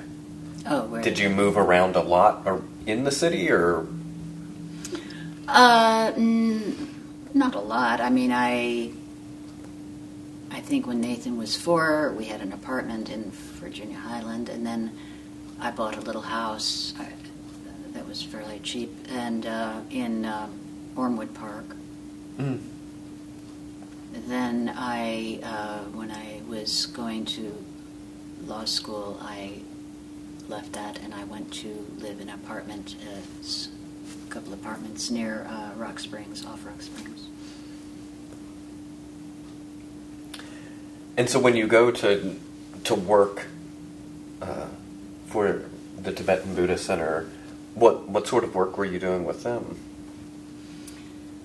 Well, I worked in the office, and we have a membership organization. We produce literature. We have books. I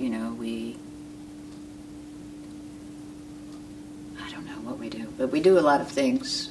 If people come by, then you're there in the evening, and we have events for people, and you socialize with them. And I was the membership representative on the board and of directors and that kind of thing.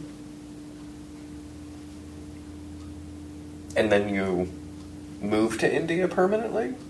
Mm-hmm. When was that? I left here in January 2001 before George Bush's inaugural. So I don't know the exact date. Mm-hmm. And I take it at that time you had already... It was set up that I was going to be ordained by His Holiness. And I was ordained March 6, 2001. Okay. And there was like a course at a retreat, at a center there prior. Mm-hmm. And so what has life been for you for the last 16 years? It's just ordinary to me, actually, but, so I suppose it's not ordinary to others. That's how it is. Your life is ordinary, but extraordinary to somebody else, mm-hmm. or not. So, that's, India is very different, and I live in a Tibetan community that has a lot of Tibetans, but a lot of Indians, and then more and more expats. When I got there weren't so many, but now there are more, and the town has gotten a lot larger since I've been there. And so, we study and practice and do things together and I have good friends, and it's like living in a village, so, I have to... And it's on a mountain, so ridge, and I do have to spend quite a bit of time, like walking to the town and carrying all my food and back, and hand washing, and I have a couple of rooms above a guest house for a nunnery, and. So I spend a lot of time. I spend a fair amount of time doing things that we don't have heat in the winter, and I don't have heat in the winter, and we have hot water bottles, which are really handy. Mm-hmm. And it's poor. But it's gotten more prosperous over time with tourism has increased tremendously. So. People aren't as poor. Lots of people have had, the Tibetans were desperate to come to the West, so many of them have family. Generally you can see that there's been an increase in prosperity in the community, even in 16 years. It's noticeable. But you have independent sort of living quarters. I have an independent flat, yeah. In a building with other people, yeah. Mm-hmm. Sometimes there's another nun living there. Right now another nun is living there. And do they have communal meals at times? Only, if you were attending teachings or pujas, they serve food. I don't eat it. Sorry. Because, eating is a big deal. And, I have had gastrointestinal illness from mm-hmm. India. So I'm very careful. Mm-hmm. But your day is not super regimented by... No, it's varied a lot of what I've done over time. Has varied quite a bit. And so a consistent thing is, you have to practice. We have biannual monastic get-togethers at the monastery. You have teachers, you have people you have to see, and study. You have to study. His Holiness puts a big premium on studies, so mm-hmm. study. And sometimes in the past, I used to teach at a center. Now they have a full-time person there. And I went through quite a long period where I had an illness from food-borne illness. So it's hard to get rid of. Mm-hmm. And then His Holiness teaches in other places. So that's the traveling I will do in India. We'll go to other places to see His Holiness. Goes to the big monasteries. There are big monasteries in the south of India. Mm-hmm. So he will go down there and teach, or he might go to Bodh Gaya and teach, or Sarnath, various places that he's taught.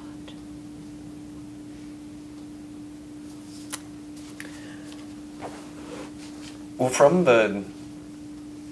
to sort of bring it full circle, from the standpoint of like 30 or 40 years after the fact, I guess coming up on 50 years for some of these events, how do you reflect on now your years working in these various campaigns, movements? What does that mean to you at this point in your life?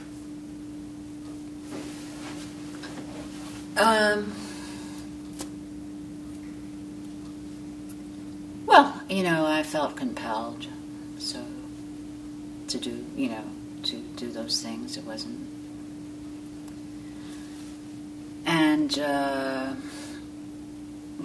obviously have a radical critique of American society, and I'm only more worried, about the future. I'm not less worried. Concerned, whatever is the word.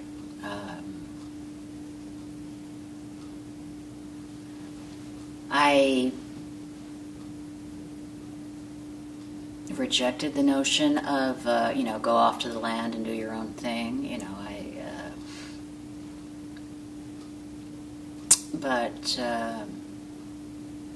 And obviously the country has changed tremendously in many ways, but not in the ways it needed to change. A lot of those changes have been not for the good, And it's nice that women and minorities, hopefully so-called minorities, maybe have more access to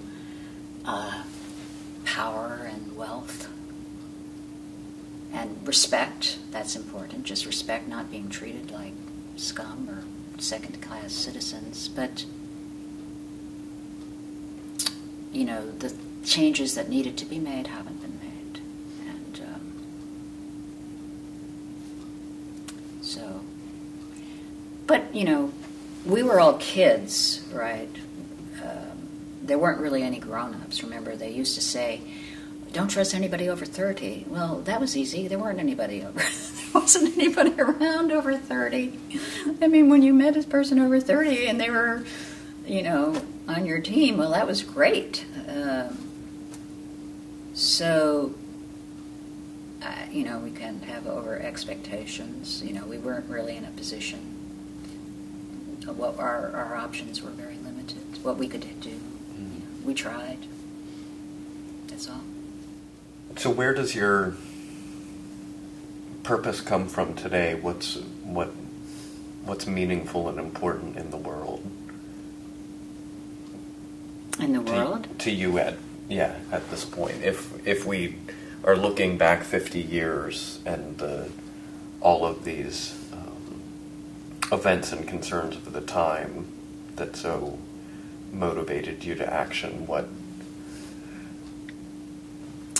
Well, I think I came to understand, at least by 1968, when I was studying Vietnam and U.S. foreign policy and what was going on, that we weren't fighting around the world to stop communism, or totalitarian communism, because it's one thing, those two were together, because the United States has supported the most brutal, vicious dictatorships. As long as they're our vassals, our team, we don't care. You can do anything to people. I understood that in 1968. And then I also came to understand that Russia was the target for totally independent reasons than that it's a communist dictatorship. That's not why Russia was the target. And that's still the same. And that's existential threat, because they have nuclear weapons. That's more immediate than a global environmental catastrophe, although Fukushima's right up there. It could be, but generally speaking, it's probably a more short-term threat. And I don't understand. I feel sad that so many people who were understood, that imperialism has led to World War War, World War, World War, World War. Since the 1700s, Anglo imperialism and Western European imperialism has had world wars. And it's a ruthless, piratical, system. And I don't care if I have a cell phone or not, if we could stop that, And I think it's really a danger. And I can't understand how people I know now are all anti-Russian, and buy the propaganda. They have no discernment that they could see in the past for other. Even Iraq, people understood that was a ginned-up war and didn't believe it before it happened. There were huge demonstrations. People understood. Now they seem to think that Russia stole Crimea and that there wasn't a terrible coup in Ukraine sponsored by the United States and that we're the aggressor in that situation. So it's just like, I don't know. I'm not here, so the propaganda just must... I think it's getting more and more efficient and powerful. Mm-hmm. And also people are implicated. Everybody's, enjoying... people are poor, obviously. There's a lot of poor people in the world. In America, since at least the last crash. But the people I know are doing pretty well, or, and I don't think they're in contact with those people. I'm not in contact with those people. When I come to visit, I don't see them. I don't go to the places where I hear there's terrible devastation and opiate addiction and all of these terrible things. I don't see them when I come visit here. So I think people are morally implicated, that there hasn't been any protest about these wars. There's no more, the anti-war movements has all been co-opted into just make my life a little better, a kinds of, or things. It's very sad. On the topic of, I agree, it is of great concern. But on the topic that you mentioned of when you do come to visit, there are certain people you see and certain people you don't see. And here we are, you're here in Atlanta, all the way from India, and you're staying with Phil and Teddy Vale, who we've talked to as part of this project, which leads me to say, what sort of relationships have you maintained over the years with folks from the Bird in that period of time? Well, I'm in a foreign country. When I have spent some longer periods of time in Atlanta, and then I've gotten together with some people from the Bird. And, Gene's up in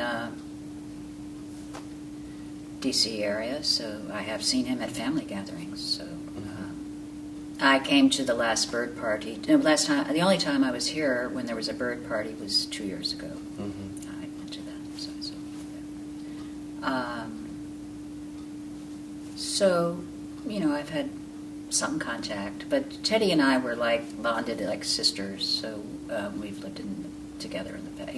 We've all lived together in the past, and she had a baby a year ahead of me, and so I met her before I was pregnant, and so she was one of the first people I formed an attachment to, and we're very close friends. But otherwise, I don't know. I see some of them. Mm-hmm. I think we've covered most of the ground that I had ideas to jot down. Are there any further experiences, memories, final words that you would like to leave us with? No, I think I covered it all. More than I anticipated. Well, I thank you for taking the time on your trip here to come speak with us. This has been really, really fascinating. Well, it's great that you're recording something for posterity. Yeah. Thank you.